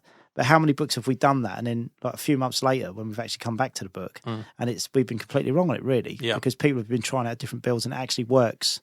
The whole mechanic of it works much better than you think it does. Yeah. I mean, look at the demons. I think so many people wrote that off as being rubbish, and I think at the minute they're probably the best tournament army you could have. In the meta. So there you go. And I was one of the people that went, I'm not sure where the power comes from this book, but it's the synergy of the whole list. And I have a feeling Lizardmen, when people start to settle down and really learn to play it, will be just like it was like that. It's the synergy. So yeah, it was good. I like this question. What is the best addition to the book, either rule, unit, or model? Go. Ooh, shall we do? We'll do all of them. Rule. Best rule, I think, is the swarm rule. Yeah, I like that. That's good. I'll go with predatory fighters. I know people seem to be a bit split on it, but it's just a cool, quirky rule. It doesn't do a lot, but is fun. So yeah, that's my one. Model? I'm going to go for Gorok. Yep. Okay, cool. My model would be Troglodon. Love it. Yeah, very nice. Won't use it probably, but no, I say won't. It's the head, isn't it? It's great. Yeah, and I just like the whole sleek body. It's just really like how I would picture tail, that. Everything. Yeah. That'd be unit. What about you? Unit? Favorite unit now? It can be an existing unit. It doesn't have to be a new one. Well, no, it has to be a new one. I'll tell you the unit I do want to see on the table is 8 Croxigal. Yeah, I want to see a block of 8 Croxigal. I've used that before. Yeah, it was good. I want to see the old that. book. So I want to see it. Yeah. What about new edition though, of the new stuff? Anything particular? Raisdons. Not Raisdons. Sorry, that's the worst thing. Ripperdactyls. Yeah. For me, I quite like the Bastillodon. The main reason being is what I love in Warhammer is buff units. I love the Hurricanum and the Empire Army. It just the fact that the unit being there buffs things. I love that kind of synergy of units. For me, it's a great gameplay mechanic. And although the Lizard Bastillodon aura thing is a bit naff with the solar engine, it does make an effect. Even last night, I was striking simultaneous with the Cryptorals I was fighting because it happened to be there. Yeah. And that shouldn't be overlooked. And I just love that kind of stuff. So for me, it would be that, I think. I'll tell you what I like as well, because you've got the Troglodon now and the Ripperdactyls. The Southlands army is a lot more interesting. Yeah, you've got them 2 additions to a skink. Yeah, it's not just spam and skinks. Yeah. I quite like that. I think the Southlands army would be really competitive. I know, again, people writing off skink crocs, but big block with a 4 in, I still think it's got legs if you can shoot. It's kind of like you point out, if you look at it the way it was, you just got the 3 Kroxigor, then you kind of go, and then obviously you put the 4 in. 4 or more skinks. Changes it. So I think it's a 432, isn't it? You have to go to. Because obviously that counters how many more you're going to lose in skinks. It's still going to be steadfast, but then you've got the extra Kroxigor there to soak that up as well. So you're probably right. And you're not looking at a billion points. It's still pretty expensive. You don't want to lose it, but you're going to have to put a lot of stuff into it to break it steadfast. So it's good. Okay, another one. Where are we? Do they favour win-loss draw environment or 20-0? I think we'll probably skip that one. I'm too early to say, and I don't think it makes a lot of difference. Okay, what do we think of Rippers? Do you think they have potential? Will we see them on table or will be left at home? I think we covered this slightly, but you like them, don't you? I like them. I think the potential with the Magic Phase, I said before, I think they could be. I think they're going to be fun. I think you will see them because they're going to be fun to use. Yep. I think if they go in without any buffs, then they're not going to light up the world. I think people just kind of go, they'll bounce off a lot of stuff. Great for like war machines, hunting war machines and that kind of stuff, but they're not going to take it. Even sort of light cavalry, they'll probably struggle against certain, against certain stuff. But with the buffs, I like what they I do think to you other. see some interesting combats there. I like what they do to other units as well, light units. Away from the general, they cause fear. They've got a lot of attacks. With the Pterodons, it could be a problem sometimes. You didn't do a lot back, so you didn't want to get charged by things like harpies or little things. But I think the Rippers make that a more interesting fight. They're sort of a medium unit, which in most armies I don't think you'd look at, but in this army, because of how it works with the synergy of everything chipping away and combos, I think they've got a place. So I'm certainly going to be using them Thursday and seeing if they're any good. Might even take them to Bud and Glory, a tournament that's coming up soon, depending on how they play. So there you go, if I can get painted in time. Okay, more love for Dave Fraser and his questions. What do we miss from the old book, and which models will you see less and face less this time round? Apart from, I suppose, Skink Crocs would be the obvious answer. I think you'll face less of them. Because whereas you might have seen 2 or 3 before, you'll probably see 1 now. Yeah. I think Skink Crocs will be the biggest. Nearly every competitive Lizard army had a Skink Crocs unit. But then the cold one blood bus will take its place, like you say. Yeah, there'll just be more points. You might see them, or you see Temple Guard. I'll be interested to see how it develops, or whether it just might see another Blockosaurus. Yeah. I'm certainly going to be taking Saurus, but I still want to give the Skink Crocs a go. I still think they got legs. What did I miss from the old book? Well, 2 slams. I don't know. I know. To be fair, I used it once, never in a tournament, and it is extremely good. So I don't think there's much I miss. I enjoyed the last book immensely. Engine of the Gods now it doesn't have to be a character mount, so they made a lot of good changes. So I don't. What about you? Is there anything you miss from the last book? No, because my experience of the last book was playing against it, so I don't miss any of it. No. If I'm honest, it depends which side of the table you're on. Again, Skink Crocs. If you're a Lizard player, Skink Crocs is a disappointment. Full stop. But I don't miss anything else. I don't think so. That's fine. Aslan used to be what the Lizardman army worked around. Now it's good, but not game breaking. How do you get the best of it? I think you just adapt to what they're. I mean, it's one of those things that it's different now. And then once people get used to playing it, the more we talk about this, as I just pointed out earlier, I really think the actual lists are going to change. Because the more we've gone into this, you suddenly think, hey, but that's changed a bit. This has changed a bit. You'll see a few more of them, and they'll say once that happens, the lists do start developing in different ways. So maybe the non-slan list will be successful. Well, it was. I started my Lizardman career in early 7th with Old Blood 2 level 2s, and I wrote several lists today that I think would be a lot of fun and pretty competitive with that setup. So I don't think you need a slan. And there's a follow-up question on this, which was the sheer quality of the old slan a crutch for the army? Is there a need for a fundamental shift in playstyle? I don't think there's a need for a massive fundamental shift, but I think people will shift because it's harder to do what you used to do. With double slan, one was always death, pretty much, and everyone knows 6 turns of death magic's going to kill something. You had that and the shooting and all the bits and pieces, and then the Skink Crocs that were very hard to kill late game meant that you had a very safe army to do that. I don't think you've got that anymore. I think you have to take more risks, but they're not necessarily massive risks. But so I think people might change their playstyle slightly, but I don't think it will massively change the combined arms feel of the list. Yeah. It might force you more into actually having more combined arms rather than just shooting and death magic. So, but then that makes for a more interesting game. Oh yeah, definitely for both players, I think. Have we seen the death of Skink Crocs? Yeah, well, we've already talked about that. Model's great, interesting. High magic, yep, high magic is interesting, and I love the fact you can swap spells out. I think that adds a real tactical, flexible edge to it. Is double slan feasible at 2,400? No, I don't think so, because they're 300 points each, so you wouldn't be able to fit a battle standard on one. You could have none of the toys. So no, I don't think so. You could do it. I don't think it's unfeasible. It fits in, doesn't it, legally? But I just don't think you'd see it very often. Yeah, I don't think you would, because the stuff that you can put on him, when you bump him up to say like the sort of 465 point, he's better than 2. Yeah, definitely. So, definitely. If you could get a battle standard on one, I think you'd still see them. I'd be tempted with them because of the flexibility. Well, as they are, they're very, very good still. Yeah, they're still like the best level 4 you can get. I'd say so, yeah. But I always enjoyed the party slan, so why not? What have we got? What's the right balance of blowpipe to jav skink?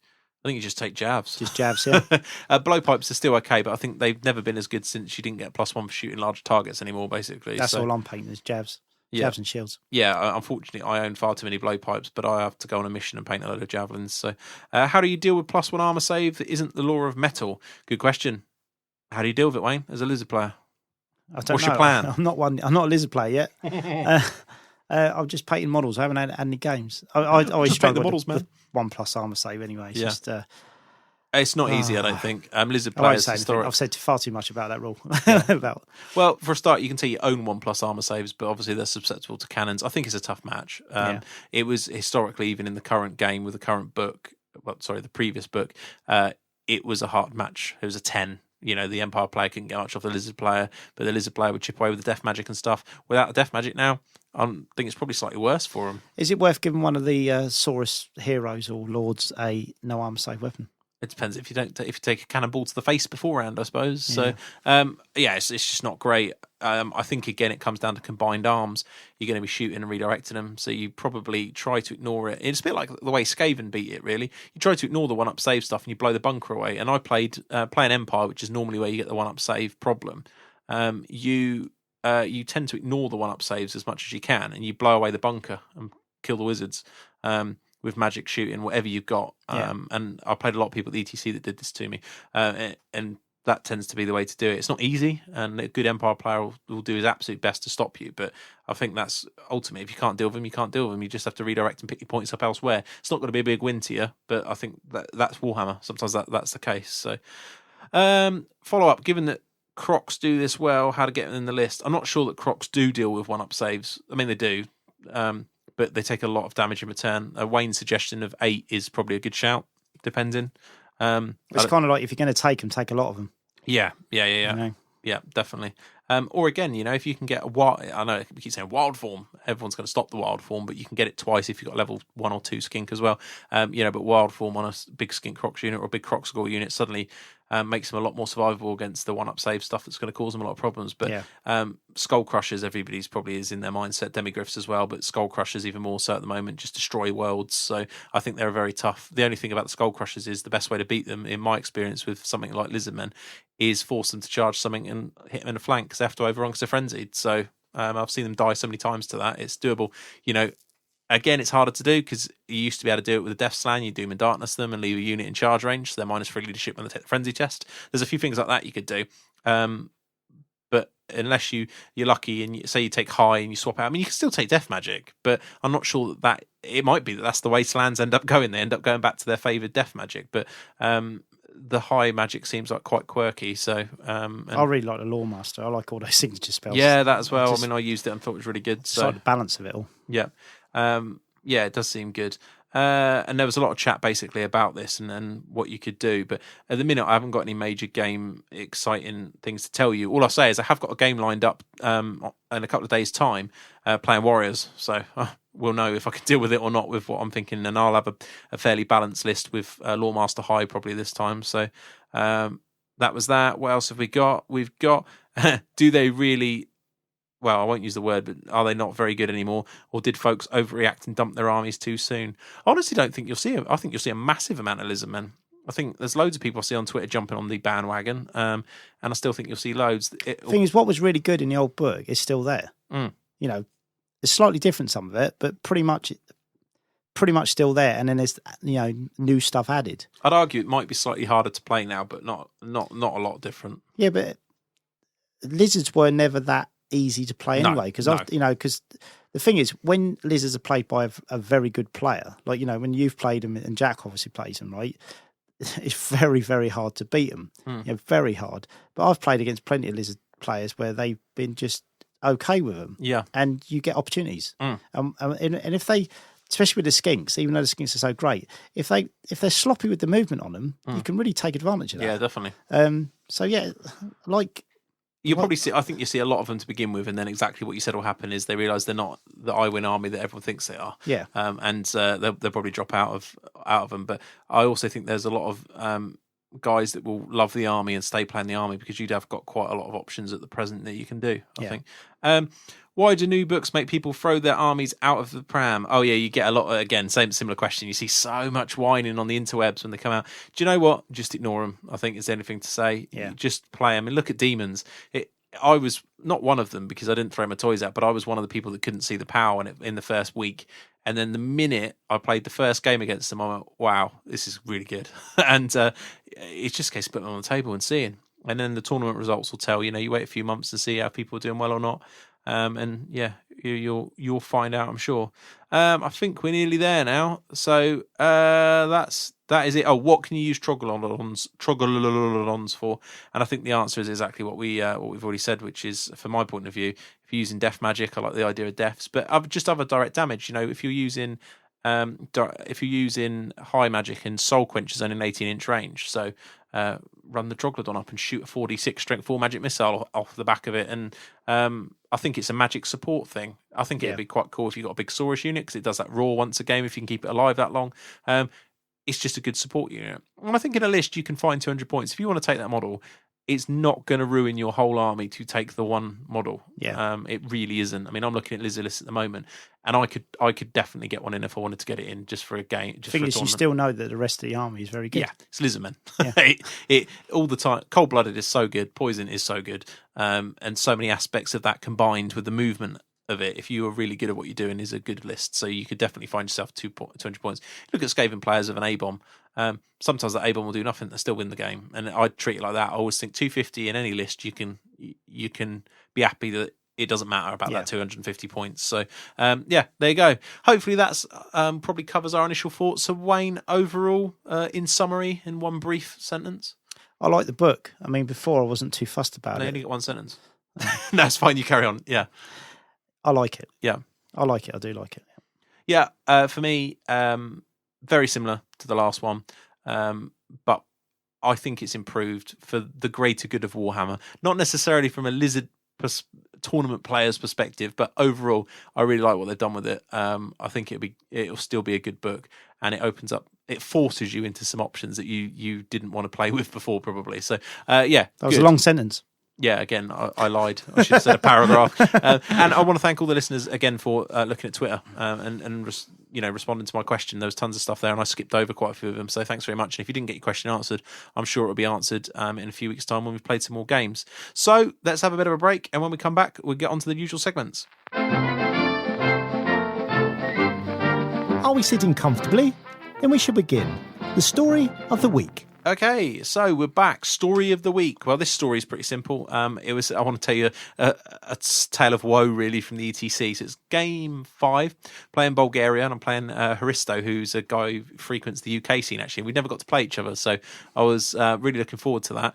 He had Dwarfs, I had Empire. He was destroying me with a shoot and absolutely destroying me.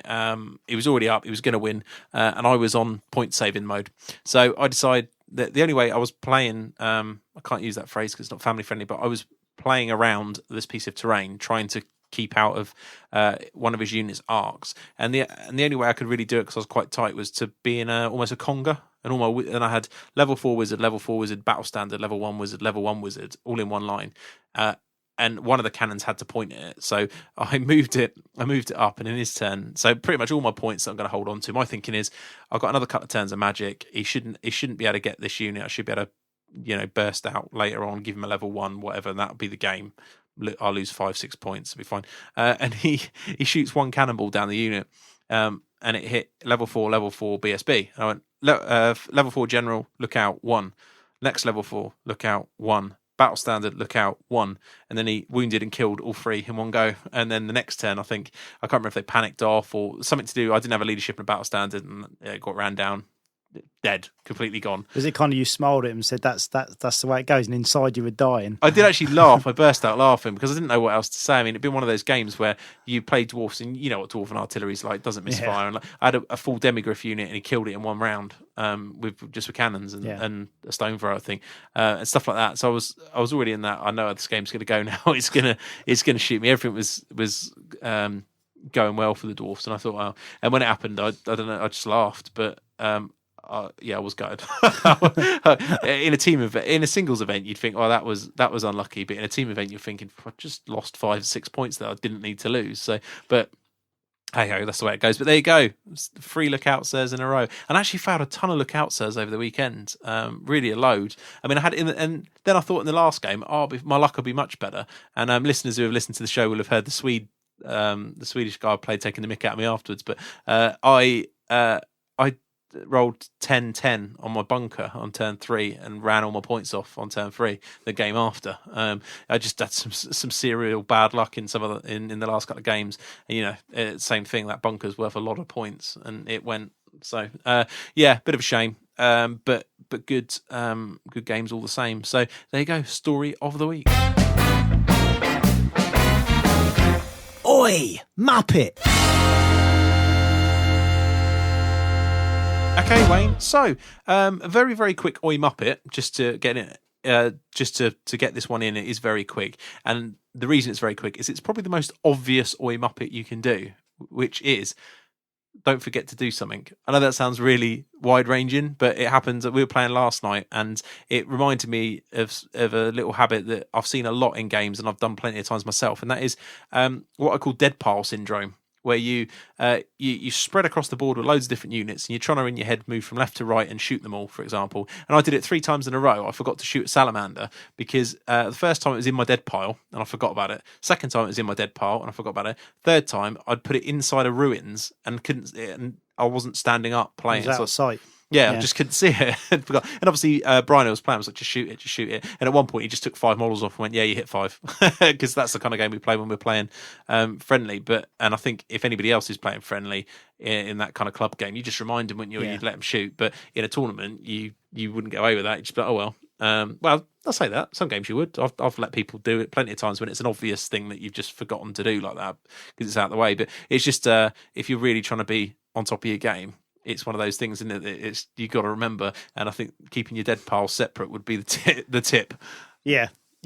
I'm king of forgetting stuff. I mean, the amount of games that I've just had a plan, but a plan for what I'm going to do, and then once I get into the get into the play, and then that plan goes out the window, and everything that I designed the list around, I forget. Yeah, because it's always something really important as well. Yeah, like the whole trick that it relies around, you forget to do, or you forget to move something in range of the spell you need, or or that thing where when you play with a list for quite a while, you get your list. You get your list sorted apart, and then you slightly change it. Yeah, because you think, I've got a great idea. Yeah. And then that slight change, because you're not used to playing with it. Yeah, you just forget all about it. Yeah, you forget you've got it. Yeah. What did I play last night? Last night, Brian did a wound to one of the Scarvets, and I forgot he had the Charm Shield, so I might have saved him. But in the end, I think, did he die? No, I don't think he died. No, he did die in the end, but you just don't know, do you? It's I used to make me laugh with Ben Johnson. He used to be that big bit of paper on his screaming bell to ring the bell. Yeah, I had the same. Yeah, I think all Skaven players have had a bell gone through that particular one, because you do forget, and sometimes it's. And then you realise you don't actually want to ring it. Once you know about it, you start thinking, actually, I don't want to ring it. It's not worth blowing up. Doesn't do anything. So, there you go. Really, really simple.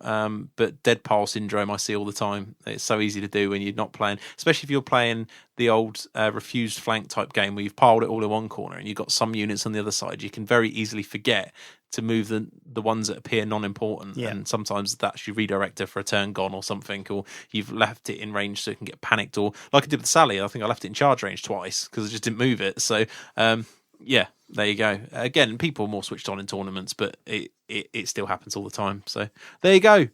Oi Muppet for the week. Beady weedy wee. Okay, so to finish off today then, Beardy Weedy Week, we ran a bit, we had a few more segments, but we ran a bit long on the Lizard Forts, thanks to all the great feedback we had on the Twitter questions. So what have you been up to this week in the hobby then, Wayne? I kind of thought I had loads of time to finish my army for pillage. Which is this weekend, a tournament we're attending, 5 games, 2,400 points. Yeah, and I've still got, how many have I got? 6 movement trays to do. I've got a warlord to paint because I'm taking a Fellblade. Ooh, and Fellblade.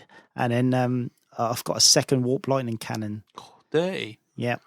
Yeah, well, you get the comp on it. I've got 10 points that I can spend within the comp.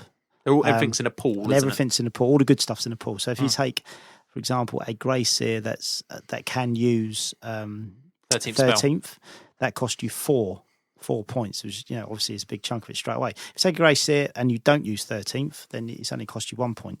A Warp Lightning Cannon is 1 point. You take a second Warp Lightning Cannon, that's another 4 points. So that's like 5 points. Yeah. So I decided not to take a Grey Seer, because the way a lot of the armies are going with the big kind of monstrous cavalry units, 13th, as good as it is against some armies, is kind of not, it doesn't really make a difference. Whereas the Warp Lightning Cannons, 2 of them are good against everything. Yeah. They're good against infantry if you get the template down. They're good against the big monsters. They are good against everything. Yeah. So I thought I'd take 2, but I only had 1 painted. So I've taken one of my models from my old Moulder army, which was on a cavalry base, which was the Burrowing Behemoth from the old White Dwarf list, and then I'm going to mount a cannon on him. And I only started building it last night, so literally, obviously tonight I won't get anything done. Thursday I'm at the club to get at least a practice game of the list, so that leaves tomorrow night and Friday night to get all of that painted. So I'm going to have to put a right shift in. I think Friday night's going to be a long shift. Back like the old days when I used to be up all night painting before a tournament. Yeah, well, we've been to plenty over the years where you've been painting on a Friday night at the hotel or at the venue where everyone's playing practice games and drinking. You're sitting there beavering away on giant rats normally or something. So I want to get the movement trays done because I've got plenty of movement trays, but at the moment where I've changed the list slightly, I've got they're slightly too big, and I like them to be nice and neat and tidy in the right size. So I need to do those. But I'm quite happy with my list actually. It's a bit different. Because I've got 2 6s of Rat Ogres. I've got the 2 Warp Lightning Cannons. My magic is a level 2 Plague Priest with a Weeping Blade, and a level 2 Warlock with the usual Condenser and the Doom Rocket. Yeah. Then I've got a Warlord with a Fell Blade. And then I've got a BSB with Banner of the Under Empire. And I've got a Storm Vermin with Razor Banner. Yeah. Unit Clan Rats, 2 units of 25 slaves, so smaller than old usual. School. Yeah, I like it. And then I've got 2 units of 25 giant rats and an A-bomb. Yeah. I think that's... with the Clan Rats and the Storm Vermin, they've both got a Warp Flamethrower. Oh, yeah, nice. So it's actually... I reckon it sounds like quite a nice balanced all-round list. I think it is. well. I must admit, when I wrote it, I was sort of looking, I thought, I think I'm going to really enjoy playing with this. I mean, obviously, Death Magic's going to be... as soon as I play Death Magic, it's going to wreck it, quick. But you got a lot of targets to death, so yeah. Yeah. So I think. Well, I'm pretty sure with that list, I'm going to enjoy playing. But then again, it comes down to who you get drawn against, doesn't it? Yeah, as always. I hope you get drawn against me.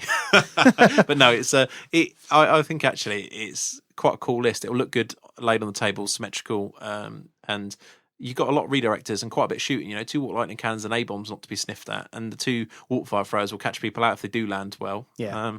So I found with those, when you do get that, you get 1 shot off in a game, a proper shot off with that. It is devastating. Yeah. Strength 5, D3 wounds. Awesome. Take them off. Yep. Yeah, pretty good. So yeah, I quite like that, mate. I think that's going to be good. I mean, my pillage list, I've gone with the Empire. I wanted to give them one more before because they weren't mine. I've borrowed them for the last 8 months, so I thought I'll have one last go with them because this one, if I wanted to use Lizards, had to be the old book because of when the list submission fell, and I didn't fancy that at all because I had the new book in my hand when the submission date was done. So I went with an Arch Lector. This won't be going out until after the show, so we can tell all the secrets. But I've gone with an Arch Lector, a Van Horseman Speculum, sort of a rerollable 1-up save, Sword of Might. It's quite a defensive thing, really, to stop Demon Princes and the like. I used this at the Danish warm-up. I really enjoyed using it. It's not as competitive as some of the other lists, but it's quite good fun. Yeah. Battle stand with a white cloak, so everyone in base contact's -1 to hit him. It's all good. In a unit of 13 Inner Circle Knights, so that's pretty good. with the standard discipline for the Leadership 10, which I really rate. I've got a captain on a Pegasus. It's just got some bits and pieces to run around. A level 2 wizard on fire with a Dispel Scroll. A level 4 wizard on life with a Power Stone. The reason being is that Dwellers is uncomped, so it is as it is in the rulebook. I can Dwellers people's bunkers and units and kill all their characters. So I thought actually life with 13 Inner Circle Knight bus would be quite fun, and a steam tank and a unit of 6 Demigryph Knights. So I thought that with life would be quite fun. I've always been a fan of life. 2 great cannons, because I can have those. A Celestial Hurricaneum to buff the units, and then 2 bunkers of halberdiers and 5 archers. And that's the list. So I thought that might be reasonable. I've got high hopes for it being reasonable. I mean, at the end of the day, you've got kind of 3 cannons. You've got 2 big combat blocks and a tank that kind of counts. Yeah. And some tricksy stuff in the peg captain. I'd like to play that and get my Fellblade into your steam tank. It'd be so cool to take a steam tank off in one go, just one turn. Boom, yeah, bam, take it off. Cut it in half. Mate, everyone at the ETC did it. You just chuck in direct rock lobbers and stuff on it. It'd be fine. So everyone else did. I'm looking forward just to having a final game with that. I have enjoyed overall playing the Empire. I think there's a lot of builds you can do. I don't think it's one of the most fun lists for your opponent to play if you're playing the real competitive build. Yeah. That consists of, the net list is so obvious it's untrue. It's 2 cannons, a tank. This is, if you could take it all in the comp system, 2 cannons, a tank, probably 2 demi units, and a light council, the war altar. It's pretty double banishment at strength 6 or 7 plus 3 cannons a turn is enough to beat most people on a good day. But I have enjoyed using it, and I think you don't have to do that kind of list. And composition systems, I couldn't fit a light council in, so I haven't got it, otherwise I would have it. Yeah. And I could fit it in, but I'd have no cannons basically. So because the pillage is slightly different, where it's 2,500. Yeah. So yeah, kind of. Sorry, I said 2004 really, but it's 2005. You're right. Yeah, it sounds really kind of it's so what? It's 100 points, but if you're used to working really tight on your core, suddenly that extra 25 points. Yeah. It does shift a bit. So, where you've got to, change units and stuff. That was an easy one for me to put the 2 warp lightning cannons in, when I made the 2 core units up. So, and obviously made the slaves smaller. But because it's quite, in one sense, my army's got a lot of shooting, but in another sense, it's quite aggressive. Yeah. Which I liked. And I thought, I don't really want, for enjoyment of the game, I don't really want big units of slaves just holding everything up. No, they don't these days. There's too much stuff. But but against some armies, they could just be stuck in the middle for 2 or 3 turns, just kind of wasting the game really. Where I kind of want the opportunity to get the Storm Vermin in with the the Lord with the Fellblade and get the Rat Ogres in the support and and enjoy that part of the game as well. Yeah, So yeah. No, I agree with you. I'm really looking forward to it now. I think you're going to have a fun time, and the Pillage is renowned for being a bit more laid back. There's still some competitive guys going, but a lot of the sort of more higher ranked players and people that frequent the more competitive tournaments aren't going. So I think it's going to be really laid back on a slightly smaller event. I didn't go last year, but I did pop in and it had that feel last year. It was a bit more chilled. Yeah, I played last year and it was good fun actually. I had some cracking games. Yeah, so I'm looking forward to that. So I took the Vermin Lord last year, didn't I? Oh, yeah. How did that go? Not well. not well. So we should say our next show will obviously be a report of this. I mean, you can hear, Wayne regale us of tales of his podium and yeah, right, yeah. And the rest of it. So that'd be amazing if I did. It would be. So, but yeah, I've got high hopes for the tournament. It should be good. I think it'll be a lot of fun and a nice way for me to see the Empire off and just it can't be any closer. It's 5 minutes round from our house in the car, isn't it? So anything else aside, it's just going to be a good fun weekend. In terms of what I've been up to in the hobby, it's all been about ETC, writing lists, and the last couple of years I've been really burnt out when I come back. As I've said on the last show, I'm really fired up to do some tournaments. I unpack my vampires into a box so that they're ready to play if I want. I just need to add a few of the rares and some more zombies really to it to make it viable if I want to use it.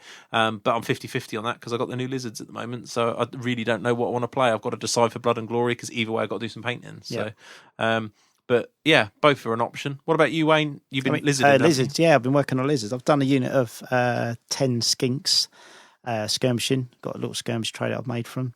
I've got a couple of Sarissa ones, but I found the gaps are too big. Yeah, I've never really been sort of sprayed out too much. Yeah, they look massive, don't they? Yeah, I don't really like the look of it. So I've made one to see if I like that better, and I do. How did you make yours? Because I've been making mine, and they're a complete pain. So I've used the the Plastruck stuff I use. Yeah, Yeah, Dan's just showed me, and it does look a bit rough. Yeah. See, mine aren't as wide. So, you know the rim where you use like the 5mm plastic rod. Basically, I've just put that between it all. Oh, okay. So cool. I've worked out. So literally, you just go 220s, which obviously 40mm, and then add 3 sets of 5mm, so 55mm wide, and then work it. But then when I'm actually gluing it together, I put the bases in as I'm doing it. Oh yeah, sure. So that if there's a bit left over of the base tray, I can just trim that afterwards, because I like them to fit quite not really tight, but quite snug. Yeah. So I'm going to do 3 units of those, and then I'm going to do a 1 or 2 units of Saurus. And then once I've got that done, I got a bit of hate on Twitter actually, because I got a couple of plastic dinosaurs, nice ones, you know, because you can get a lot of rubbish ones. Nice I actually got a couple of nice ones. I'll have you know they weren't £1. Yeah, no, they weren't that cheap actually. I mean, obviously nowhere near the cost of Games Workshop ones, because I'd have just bought them otherwise. Yeah. But yeah, I got a couple. And I did actually ask for this, because I did one and I said, oh, this is my Troglodon. And I hadn't even looked at the book. Right. So I didn't really know, you know, the rules of the Troglodon or anything. And straight away people were like, doesn't look anything like a Troglodon. It's got, why has yours got eyes? Because it's blind, isn't it? And I didn't know that at the time. And as obviously didn't have the fin and stuff like that. And I thought, I'd just been smacked down there. And I did ask for it, to be honest, And there was a bit of kind of, oh, Wayne, this is beneath you. You know, why are you going down this? Yeah. But the one I'm going to use is a Carnosaur, because there was one. There's a bigger model, and I've started working again on that. And I'm going to do that as a Carnosaur, because I add loads more bits to it. And I'm going to paint it. And then once I've painted it all and it's all finished, then I'm going to put it on, and then people can judge it from there. Because I got a bit of stick when I did that Thor model, didn't I, for my the Tomb King, the Horror Titan. But it looked good when it was done. When it was done, people say, "Oh yeah, fair enough, it's all right," you know. But I think like you see the plastic dinosaur and you just think plastic dinosaur. But I've seen other models from different sort of collectible plastic action figures and things used in armies, and painted with a decent paint job. If you didn't know what it was, you can't see it. Whether you can get that effect with the plastic dinosaurs, I don't know, but I'm interested to see if you do. So I think if you get the usual toy dinosaur and you just leave the paint job that's on it and put stuff on it, then it kind of is pretty obvious what it is, isn't it? But if you give it the whole makeover, it's no different from doing a big conversion. No, you know, scratch build. You know, it's got a completely new look. The thing I need to do is I need to resculpt the claws to make them look a bit more ferocious. Oh yeah, sure. And you know, and then just add all the lizardmen, because you get so many extra bits, don't you, on the sprues with lizardmen? Yeah. But you know, the banners themselves, you know, you can use them as kind of like, I've used them almost like a saddle hanging down either side, where the monster's so big, so it almost looks like these gold icons that are hanging down either side. I did put a skink on it first, but I've taken him off. I'm going to put a Saurus guy on it. But yeah, hopefully that'll come out. I don't even know if I'm going to use it yet. No. But I just thought, I'll build it and see how it goes. Slan I've started working on, started painting him.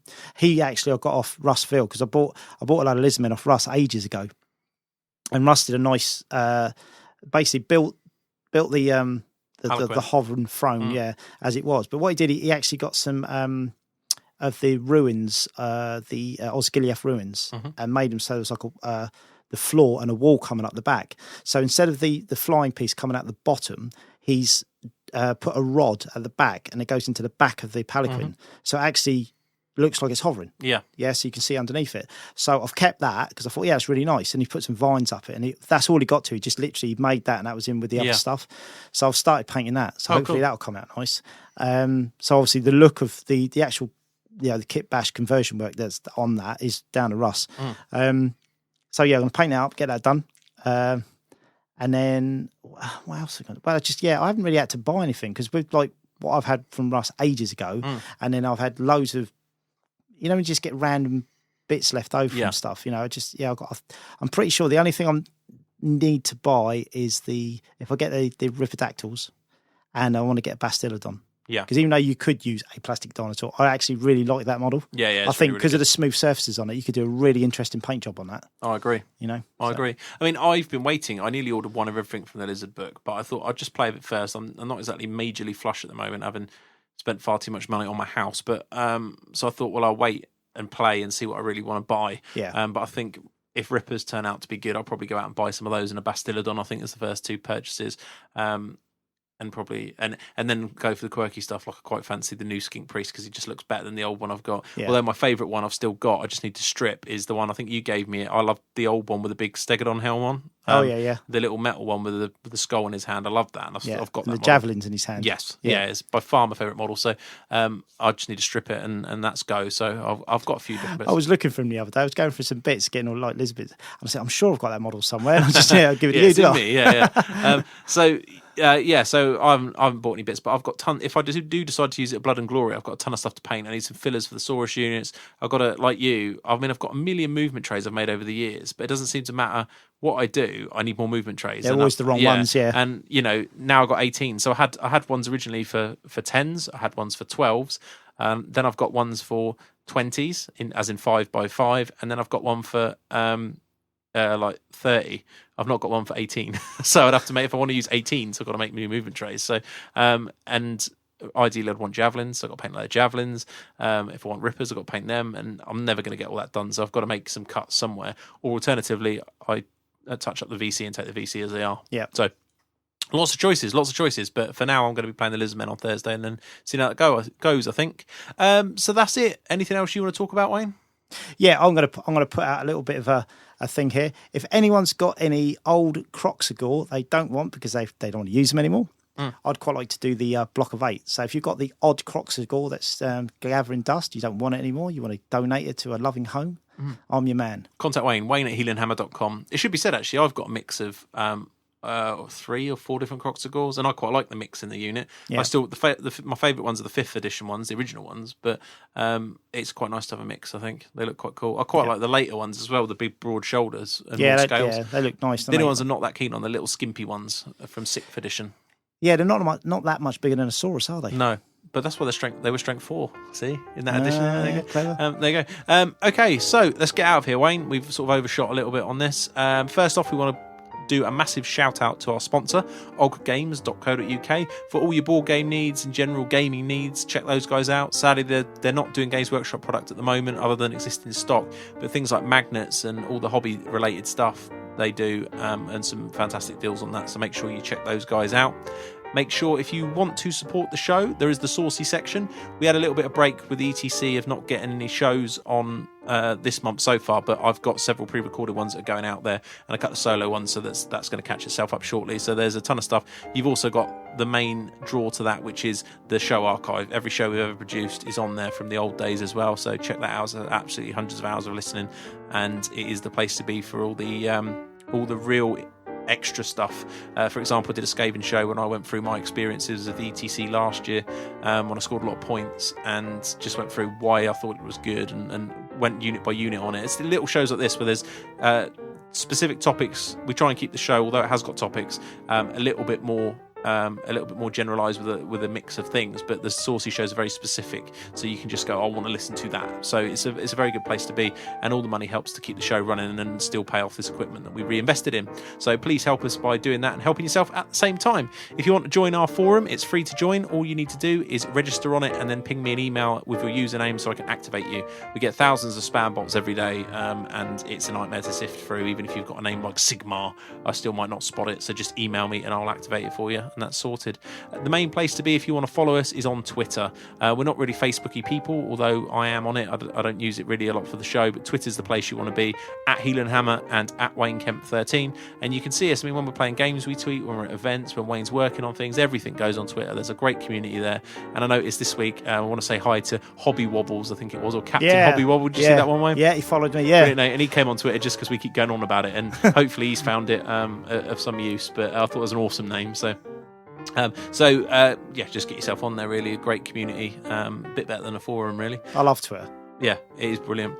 Keep your tips coming in. I've actually got a couple racked up now, but we want your hobby tips. They can be literally tiny tidbits of, I don't use green stuff, I use milliput or whatever. Speaking of which, did you get an email from I get lots of emails, Wayne. I'm that kind of guy. Yeah, whatever. Yeah. I think it was from Hobby Wobbles, actually. Oh, okay. About the rope, how to make rope. Yes, I did. We're going to talk about twisting that. Right, yeah. Okay, we'll go. Don't spoil it, Wayne. Right. We're going to talk about that in the next show. But yeah, okay. There's a brilliant one come through, and there's a couple of other ones. So send those through. Also want to hear about your hobby heroes. So if you've done something, we set the challenge about a blood throne. I still haven't seen it. I've been hanging out for a blood throne, holding out for a hero. It's a Bonnie Tyler song, isn't it? And we need.